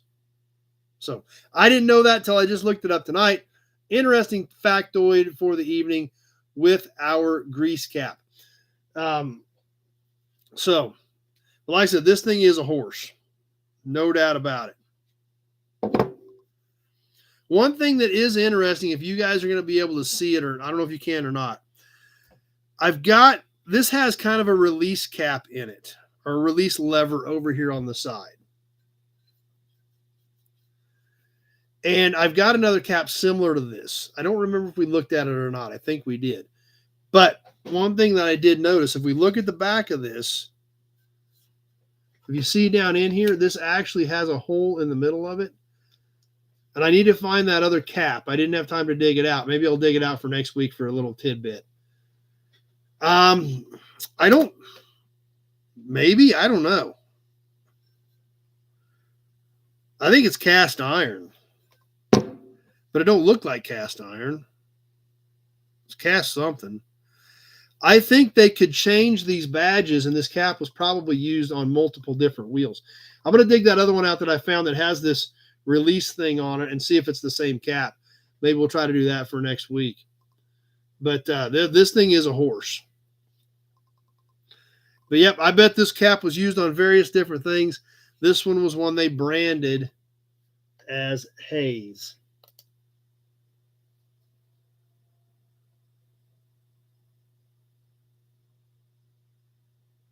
So, kind of a cool piece with an interesting story behind it.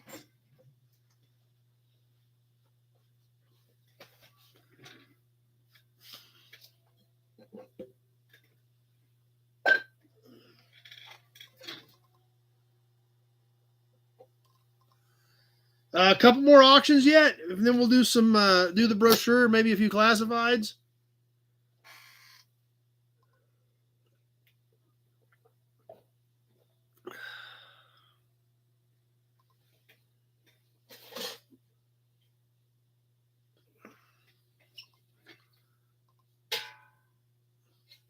Yeah, I can see that, Tony.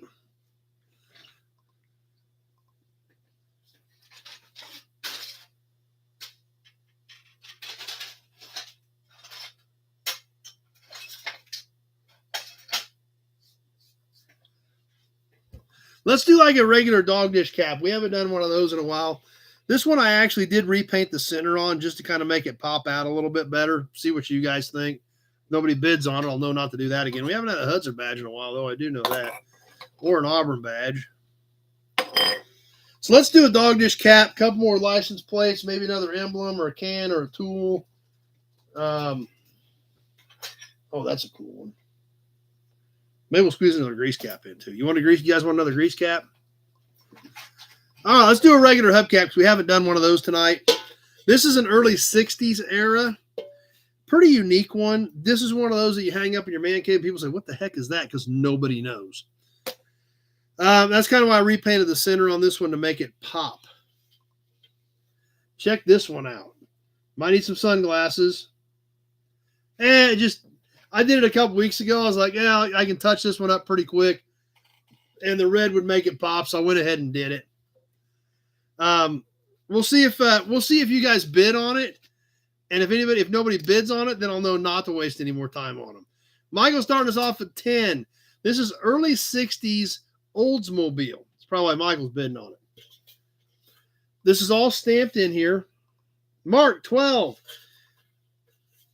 I think this was red originally. I did repaint the red. This argent around the outside perimeter here, I did not repaint. The rest of this is all original. Nice and shiny. Something a little bit different than your regular Ford or Chevy cap that a lot of people are familiar with, even though we sell a lot of cool ones of those. But this one's a little bit different. Michael at 13. It is about 10 5/8 in diameter side to side on this particular Oldsmobile cap. So there we go. About a 62-ish Oldsmobile cap. Nice shiny chrome with the Olds symbol in the middle. We've got Michael at 13, and here we go on the timer.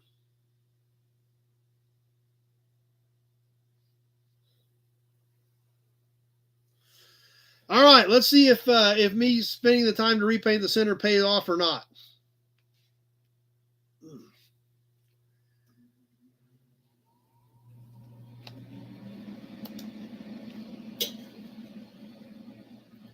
Coming up on the 30-second mark. 30 seconds gone. 60 seconds left to go, and I'm really wondering about my decision to repaint the center.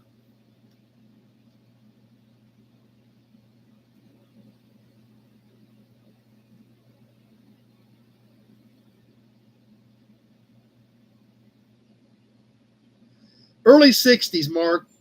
61, 62-ish in that era. Big Job, 14. And John, 15 as we hit the 1 minute mark. 30 seconds left to go. Michael at 18.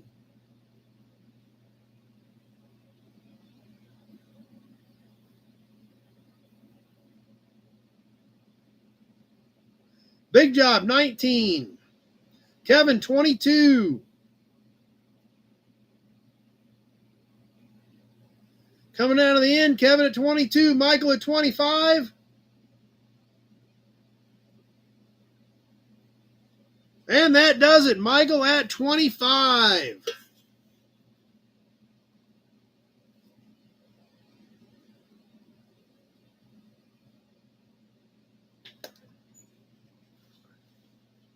Mark says keep painting him. Michael's an Oldsmobile guy, so that's going to a good home there.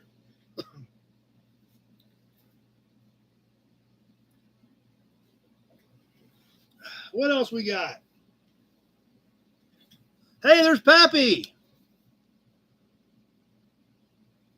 No problem, Pappy. I'll have to see what it was. I don't remember. So if it's something you're worried about and you still want it, call me so we can try to figure it out.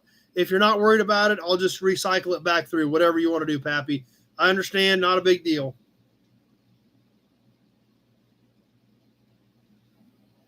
Hopefully everything is going better for you now.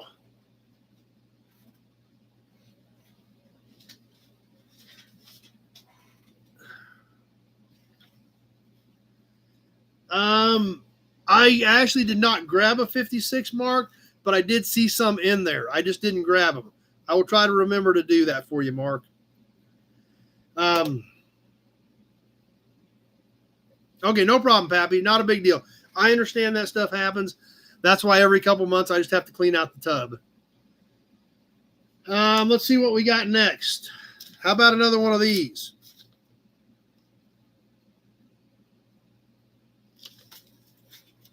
Oh, I got 2 plates left. This other one looks super cool. And like I said, on these plates, guys, I don't know what's in these boxes. There may be several of these over the next couple years, and they're obviously going to be all different numbers.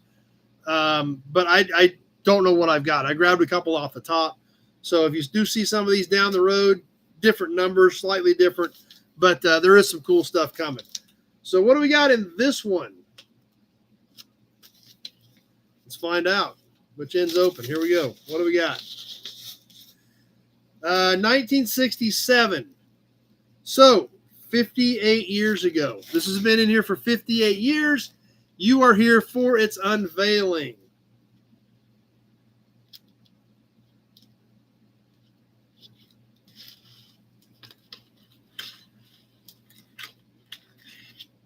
There it is. $13.93. 1967 truck. I've got owner's manuals around. If you guys want to do some owner's manuals, I can grab some of those too. Something we hadn't thought about, but it's a different idea, John. 1967 truck. There's the envelope for it. Not much to say about it because it's brand new. And it's beautiful. I don't know what, well, I know what year it is because I see it on the envelope. The envelope is super cool on the next one. Michael at 10.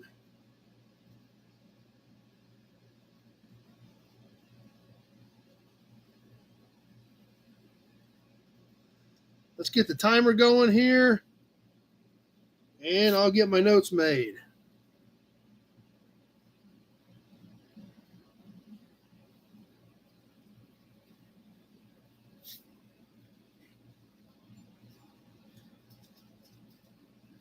And here we go. We're ticking away.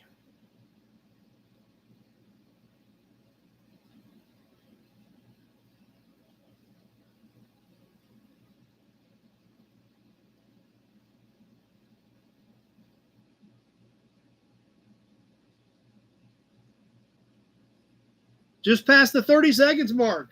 Michael at 10.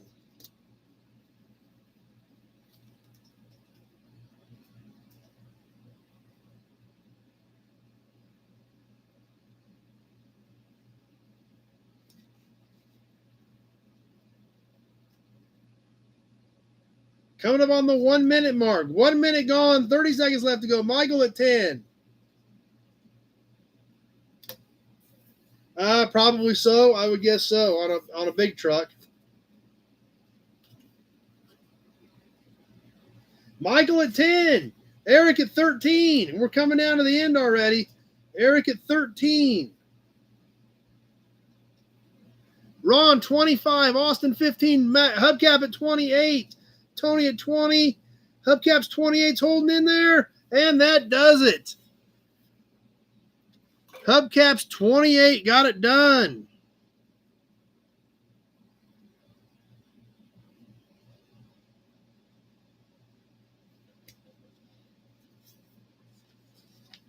It's going to be fun seeing what I got in all these boxes of plates.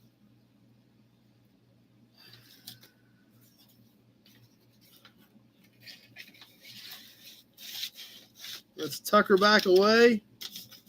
And it's home. Grease cap time. Where's our grease cap guys? Better have a Hudson badge. That turned into a shooting match there towards the end.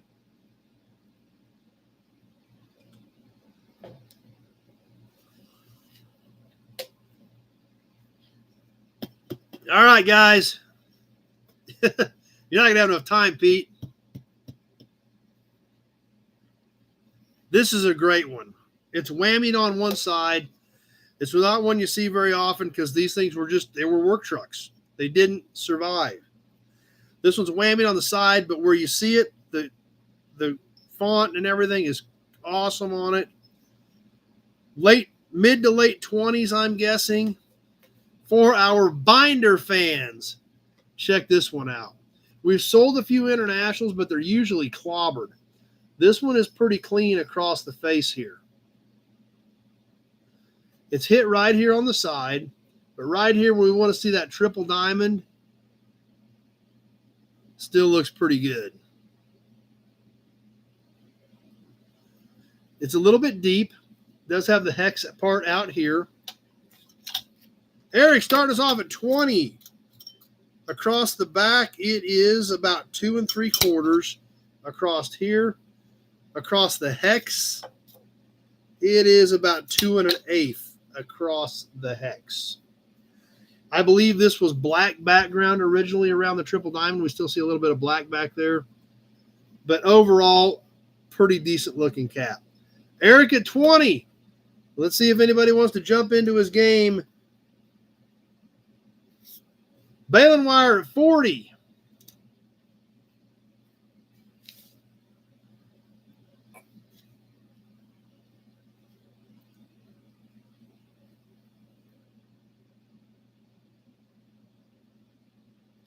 This is a cool piece, so we'll see what happens. And these are pretty tough to find. Usually on an international, these things have just about been knocked off the truck. I've got some on trucks that look like they've just about been knocked off the truck. Just past that 30-second mark. Balin Wire at 40. So we might get interesting at the end.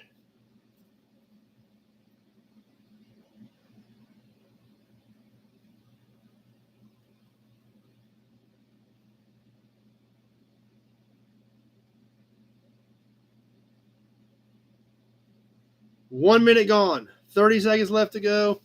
Everybody's sitting on their thumbs.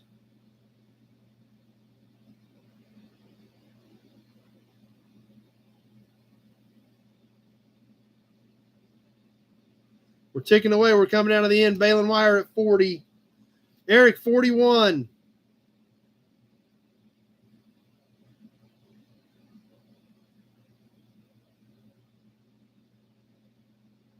And that will do it.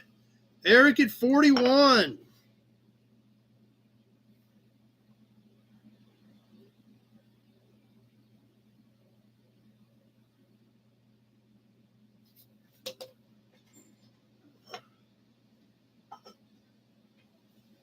All right. Let's catch one more of these new plates real quick. And then, brochure tonight. Brochure tonight's pretty cool. All these brochures are cool. I don't know what's in this one. It says 1961. It is a centennial plate. But I don't know what the plate looks like. But the envelope. Oh, Balin Wire had a 46 in there. It just popped up. Look at the envelope on this centennial plate. I haven't opened it. I don't know what it looks like. But that's what the envelope looks like.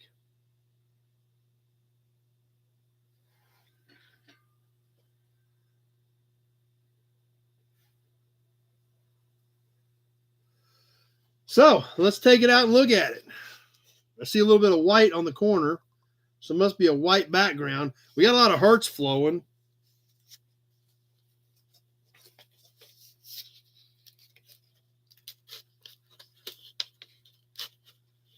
Been in here since 1961. Here we go. Trailer tag. Okay.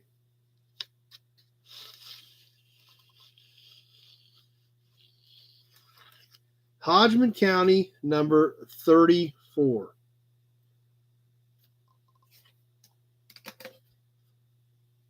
Holy cow, guys. I just noticed something.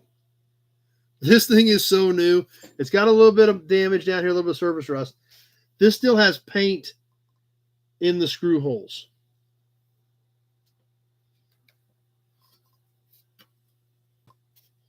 How cool is that?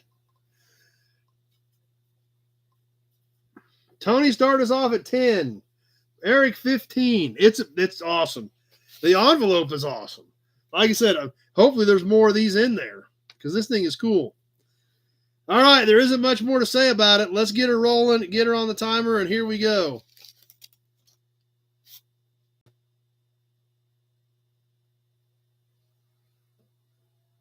Tractor Mike, 20.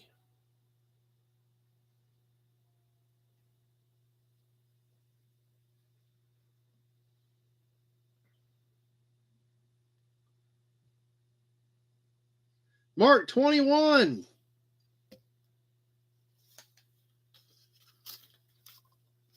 Come here. Just past that 30-second mark. Mark at 21.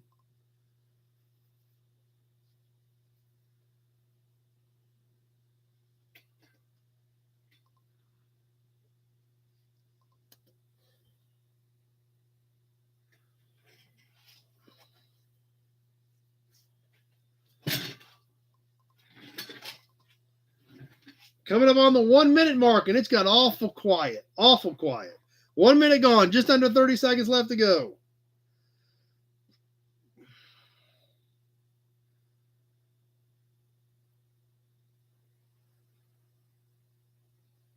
Eric, 22. David D, 25. Tony, 26. Couple seconds left. And that does it. Tony at 26. Austin at a 27. That came in at 131. There's Mark's 27. Eric's 28. Tony at 26 at the 130 mark.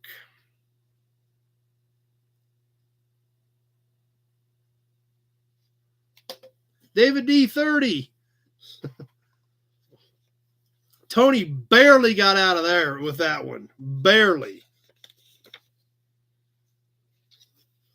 Let's put her back away.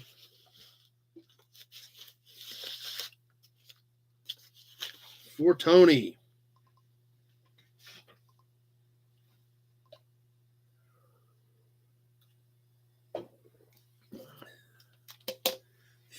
That's right, Austin. See you later, Michael. Glad you're able to stop by tonight. Let's have a Hudson badge. Let's get to a brochure. Don't worry, guys. We've still got a massive pile here if we just get to that next weekend. Yes, there you go, Mark.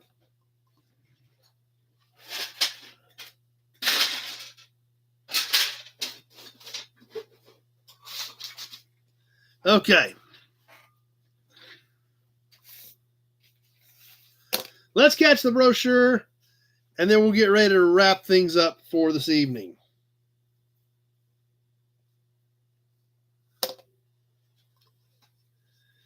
As always, or as we've been doing the last several months. Yeah, you got a couple good ones tonight, Tony.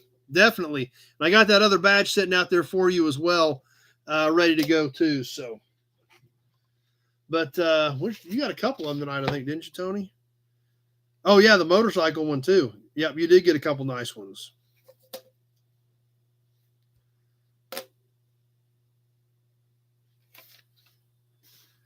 All right. Tonight's brochure, there again. This collection never ceases to amaze me. Guys, I don't know how. I mean, I was lucky enough that Kerry called me when he decided that to send his collection on. And once again, last night as I was getting ready for tonight, go over there, and I'm always thinking, I don't want to do all Chevys. I don't want to do like all Fords. I don't want to do like all Mopars. I want to keep moving different stuff. Like we did a Mopar last week, so I want to make sure I didn't do a Mopar this week. There's hundreds, if not thousands, of brochures in this collection. So I'm always looking for something different. I don't want to just keep doing the same thing. I don't want to do like all 50s era Chevys or all 40s era Chryslers or all 70s era Buicks. I mean, I want to kind of keep it kind of moving it around a little bit. Yeah. There you go, Mark. But so I'm always looking at, there's 15 boxes of this stuff. I don't know, tons of it. So I'm always looking around for something different. And every week, every time I do this, something else pops up. And it's just like, you got to be kidding me. It's kind of what we've got tonight. All Volkswagens. I actually was thinking about you last night, Totally VW. You and Randy Weininger.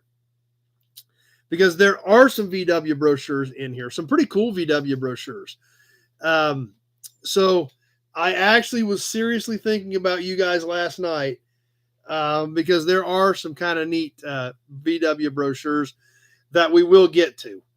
But I literally was thinking about you guys last night because they were kind of in this box of miscellaneous manufacturers, which is where I found tonight's brochure. But we will get some Volkswagens in here. But when I saw this one, I was like, okay, this is the one we're doing tonight. Hands down, this is what we've got to check out.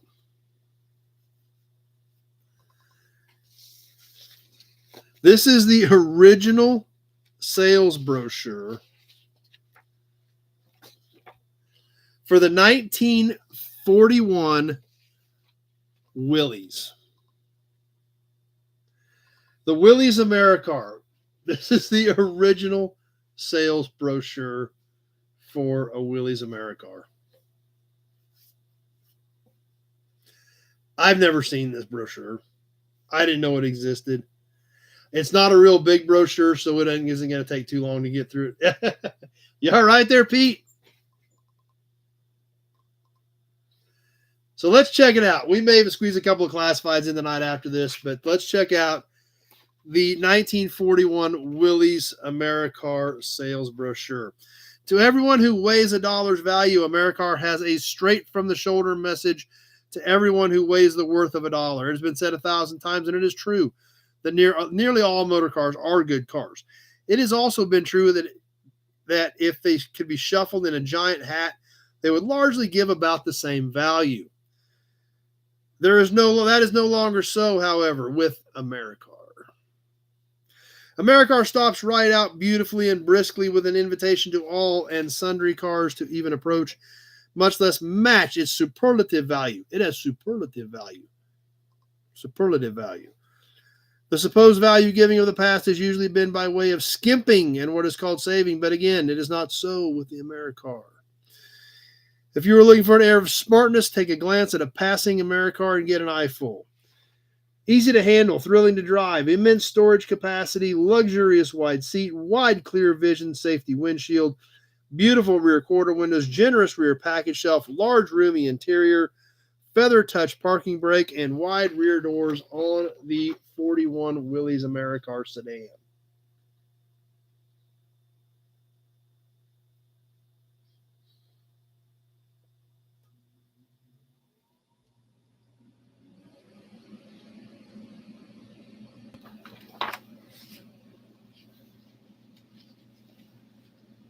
Inside, it shows the inside there again. This is all knockout, amazing artwork. This is the sedan. New in beauty of line from chrome radiator grille to torpedo trunk.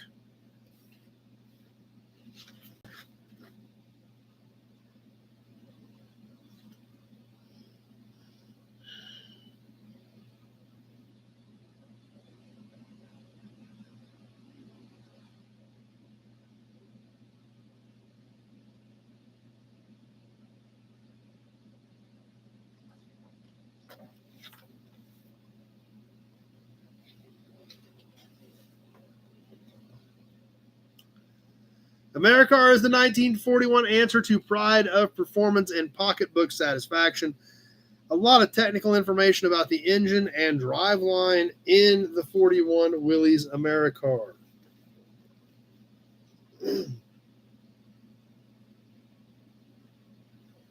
We'll look, Pete.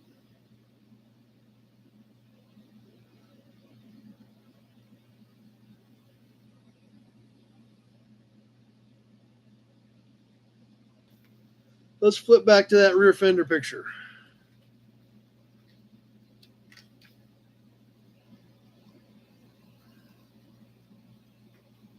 It does kind of look like it, Pete. It does look like it's got a drop-down flap on the back edge of that front fender.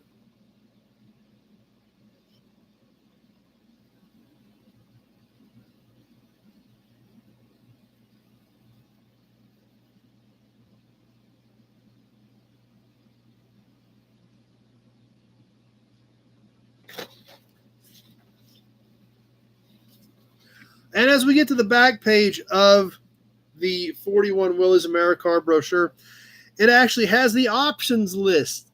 Make it your individual car, the 1941 AmeriCar. And I wasn't sure about this, guys. But believe it or not, I mean, I've got the factory option list right here. I'm looking at it.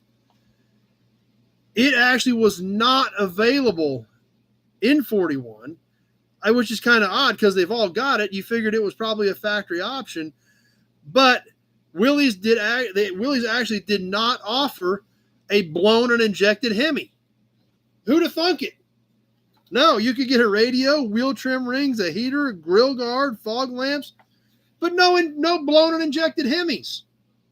I mean, who'd thunk?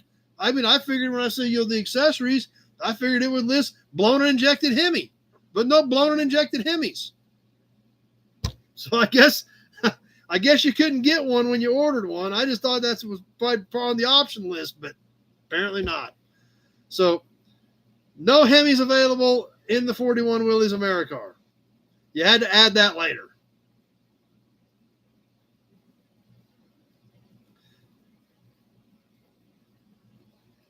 But what about the quick facts? Yeah, exactly, Tony. What a ripoff. They've all got them. You figure you could just check the order box, right? That's how they came, right?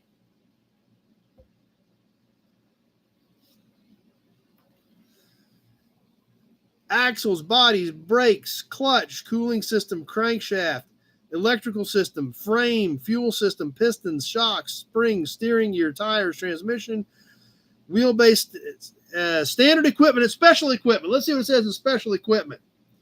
Standard equipment. Variety of colors and upholstery available. We are in the quick facts about the 41 AmeriCar over here. Okay?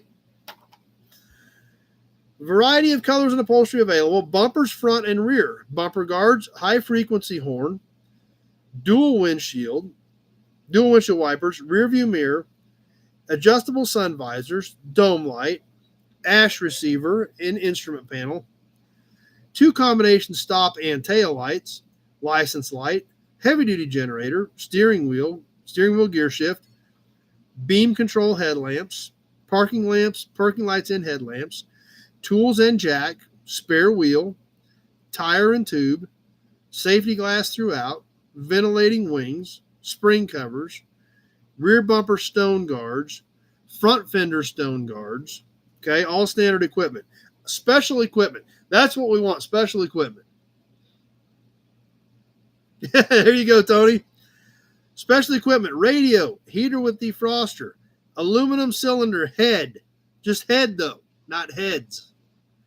Oil bath type air cleaner, clock, grill guard, cigar lighter, door pull to strap, wheel trim rings, rear fender guards, gasoline lock-on cap, seat covers, tailpipe extension, dual air horns, fog light, robe rail, rear compartment shelf, running boards, license plate frame. Yep, you got an extra tire tube. I'm assuming that was your spare. But that's it. It says nothing about a blown and injected Hemi. It says nothing about kidney bean wheels. It says nothing about a roll cage.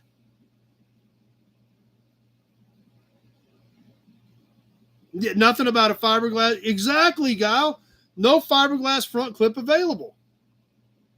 It says it's right here. I mean, I read it right from the brochure. It don't list none of that stuff. You'd think that's how they came, but apparently not. Color plexiglass windows. That was the next thing I was looking for, Pete. That's literally exactly what I was thinking about next. So, unfortunately, all the cool stuff we think about a 41 Willys AmeriCar, believe it or not, was not available on a 41 Willys AmeriCar. Awesome, Dylan. Appreciate that, Hubgap. That brings up another point. If you guys round up a couple bucks, we are working on our... Well, see, they had a stock straight front axle. They did have that. They don't have AC yet. See, if we look at this chassis picture, it did actually have a straight axle. It just wasn't sitting high up in the air.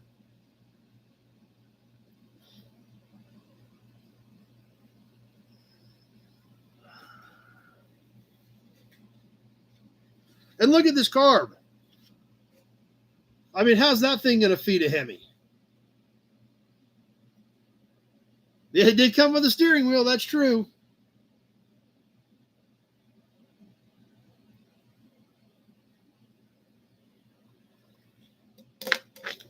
We can see the Willys AmeriCar hubcaps, too, in this picture if we look closely. I do have one. I don't have any extras, but I do have one.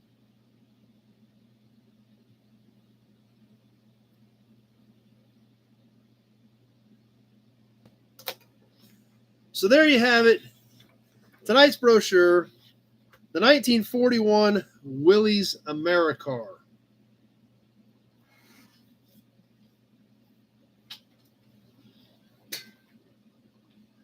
So, are we having fun with the brochures too, guys? I mean, this brochure stuff is nuts.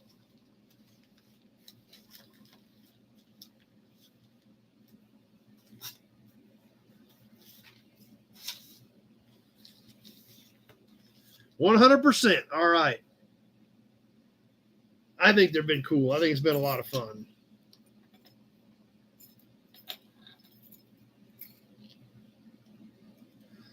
All right, we've got a few minutes. Let's look at a few classified ads real quick before we wind things down. Going back to 1969, January of 1969 to be exact, our friends at Motor Trend, when they actually still had classified ads in the back of these regular magazines. I don't remember what's in here because I haven't looked at it in a couple weeks.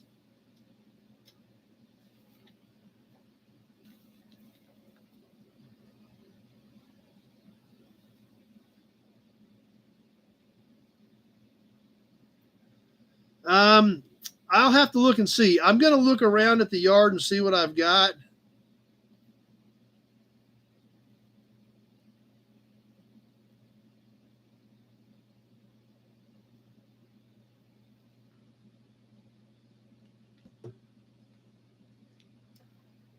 No, I did that. I was not aware of that, Big Job. Yeah, I was going to look around the yard and see what I had. I've got a lead on another steering wheel, but it's a little pricey. It's cool and it's beautiful, but it's a little bit pricey. And I don't know if we'd sell enough raffle tickets to cover it, especially, a steering wheel's big to ship too. So I haven't moved on it yet. I was going to look around the yard and see what I had for, see if I can pop one off of a car that still looked decent. This other one I looked at is beautiful, but it's not cheap. So,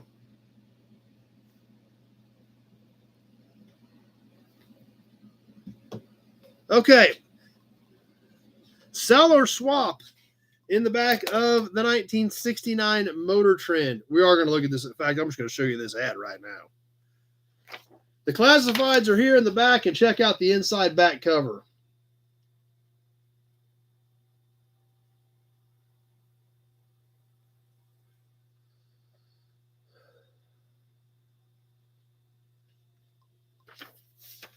But let's see what was for sale in the seller swap. 57 T-Bird rebuilt 312 diamond blue with red and white interior. Diamond blue with red and white interior? That sounds kind of odd, but hey, maybe that was the thing in 69. Best offer over $1,750. It's quite a bit of money in 69 for a used car.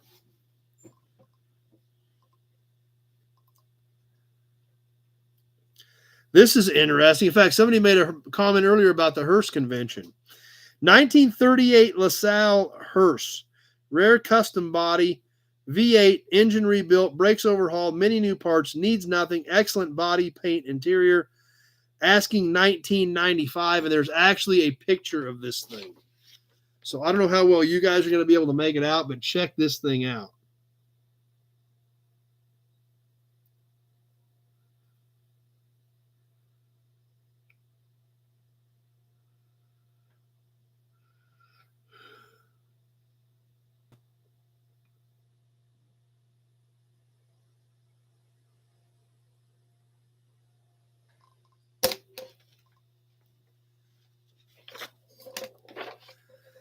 Another 57 Bird, red convertible top.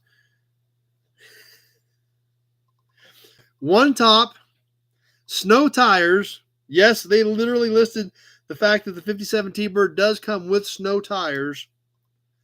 Excellent running condition, needs upholstery, asking $1,000. 41 Buick convertible, super, bright red interior with skirts, good running condition, $1,500.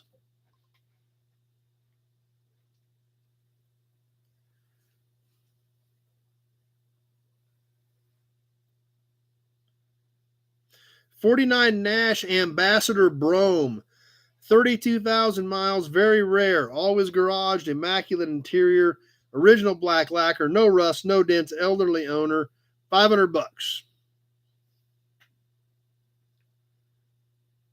Ah, here's one that sounds familiar, at least to the members who watched the video Friday night. 1956 Continental Mark II. Superior mechanical condition, needs paint and body work, but it would drive anywhere. $1,500.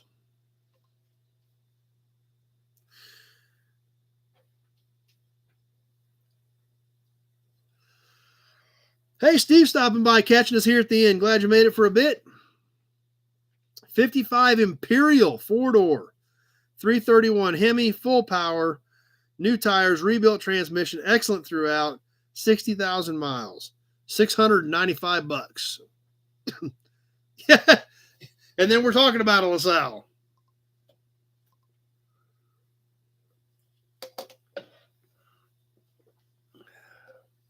'31 Chrysler sedan, near mint, inside and out. Best offer over $900.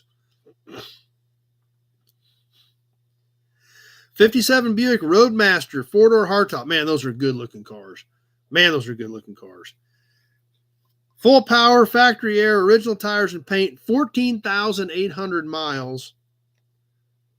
$1,400 or best offer.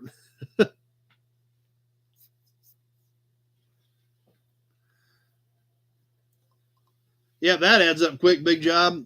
Sounds good. We'll see you later, Mark. So, like I said, not a lot in these, but a few things to catch. We had a few minutes to slide it in tonight. And I think there's a couple of other great ads in here besides the Charger. It was another reason I pulled this out. Just this one page of classified. So we caught some of those. But I think there were some other really good ads in here. Oh, yeah.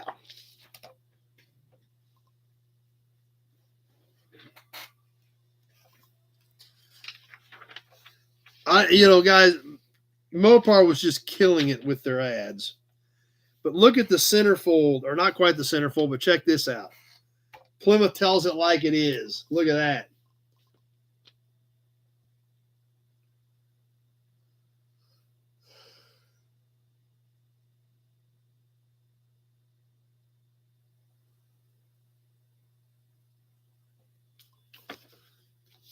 So let me flip through it real quick, and then we're going to get ready to wrap things up. There was a couple of other cool ones in here.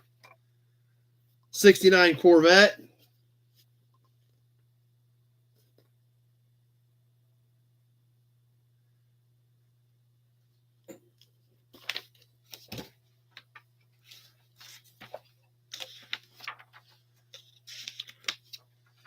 Don't want to forget our Ford fans. The 69 Ford Performance Buyer's Digest.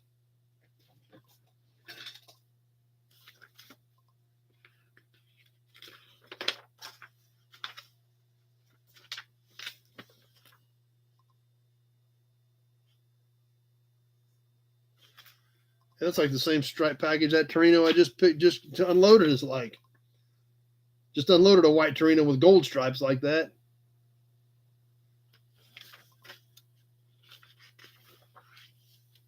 The Mach 1.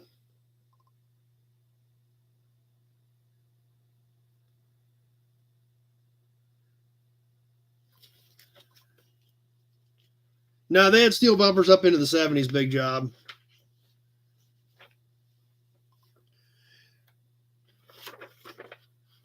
The XL, even the GT40.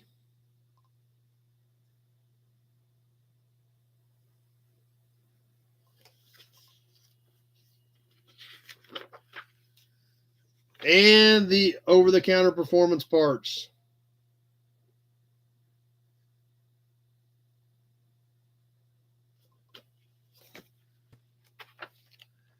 So anyway, like I said, a ton of cool stuff in here, but I've seen some neat classifieds. Thought we would throw those out there real quick. How about the AMX?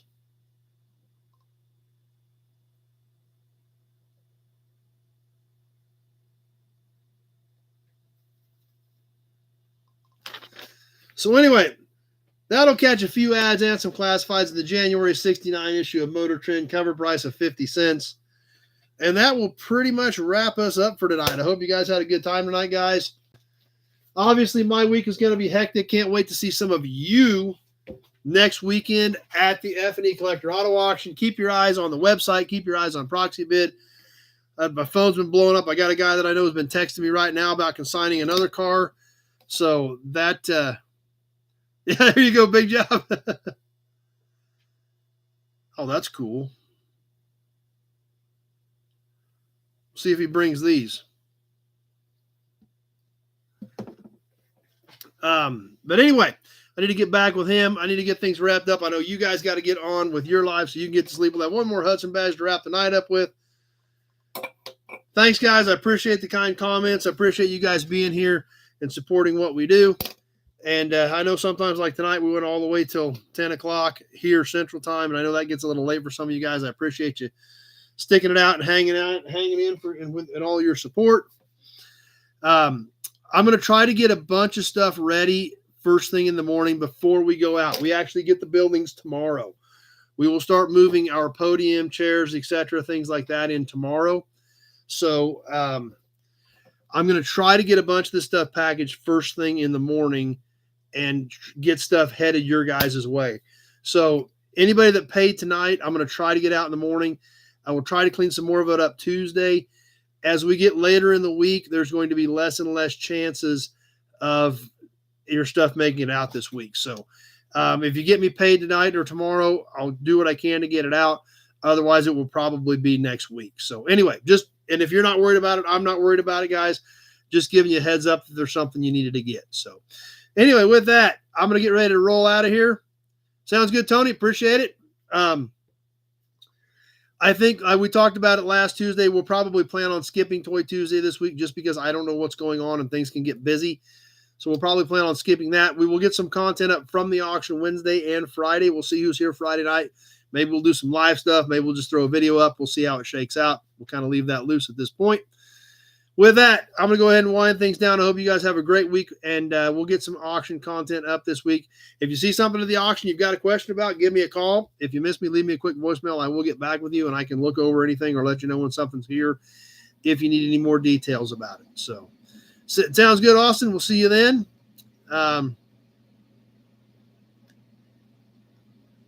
There you go. All right, guys, I appreciate you being here. Thanks for your support. We will see some of you this weekend at the auction. We may see you live Friday night. We'll see how that goes. But if nothing else, we sure hope to see you right back here next Sunday evening, same bat time, same bat station for a probably a little bit different version of the Gearhead Interactive Live Chat. But regardless, we'll do something. It'll probably be wrong, but we'll do something anyway.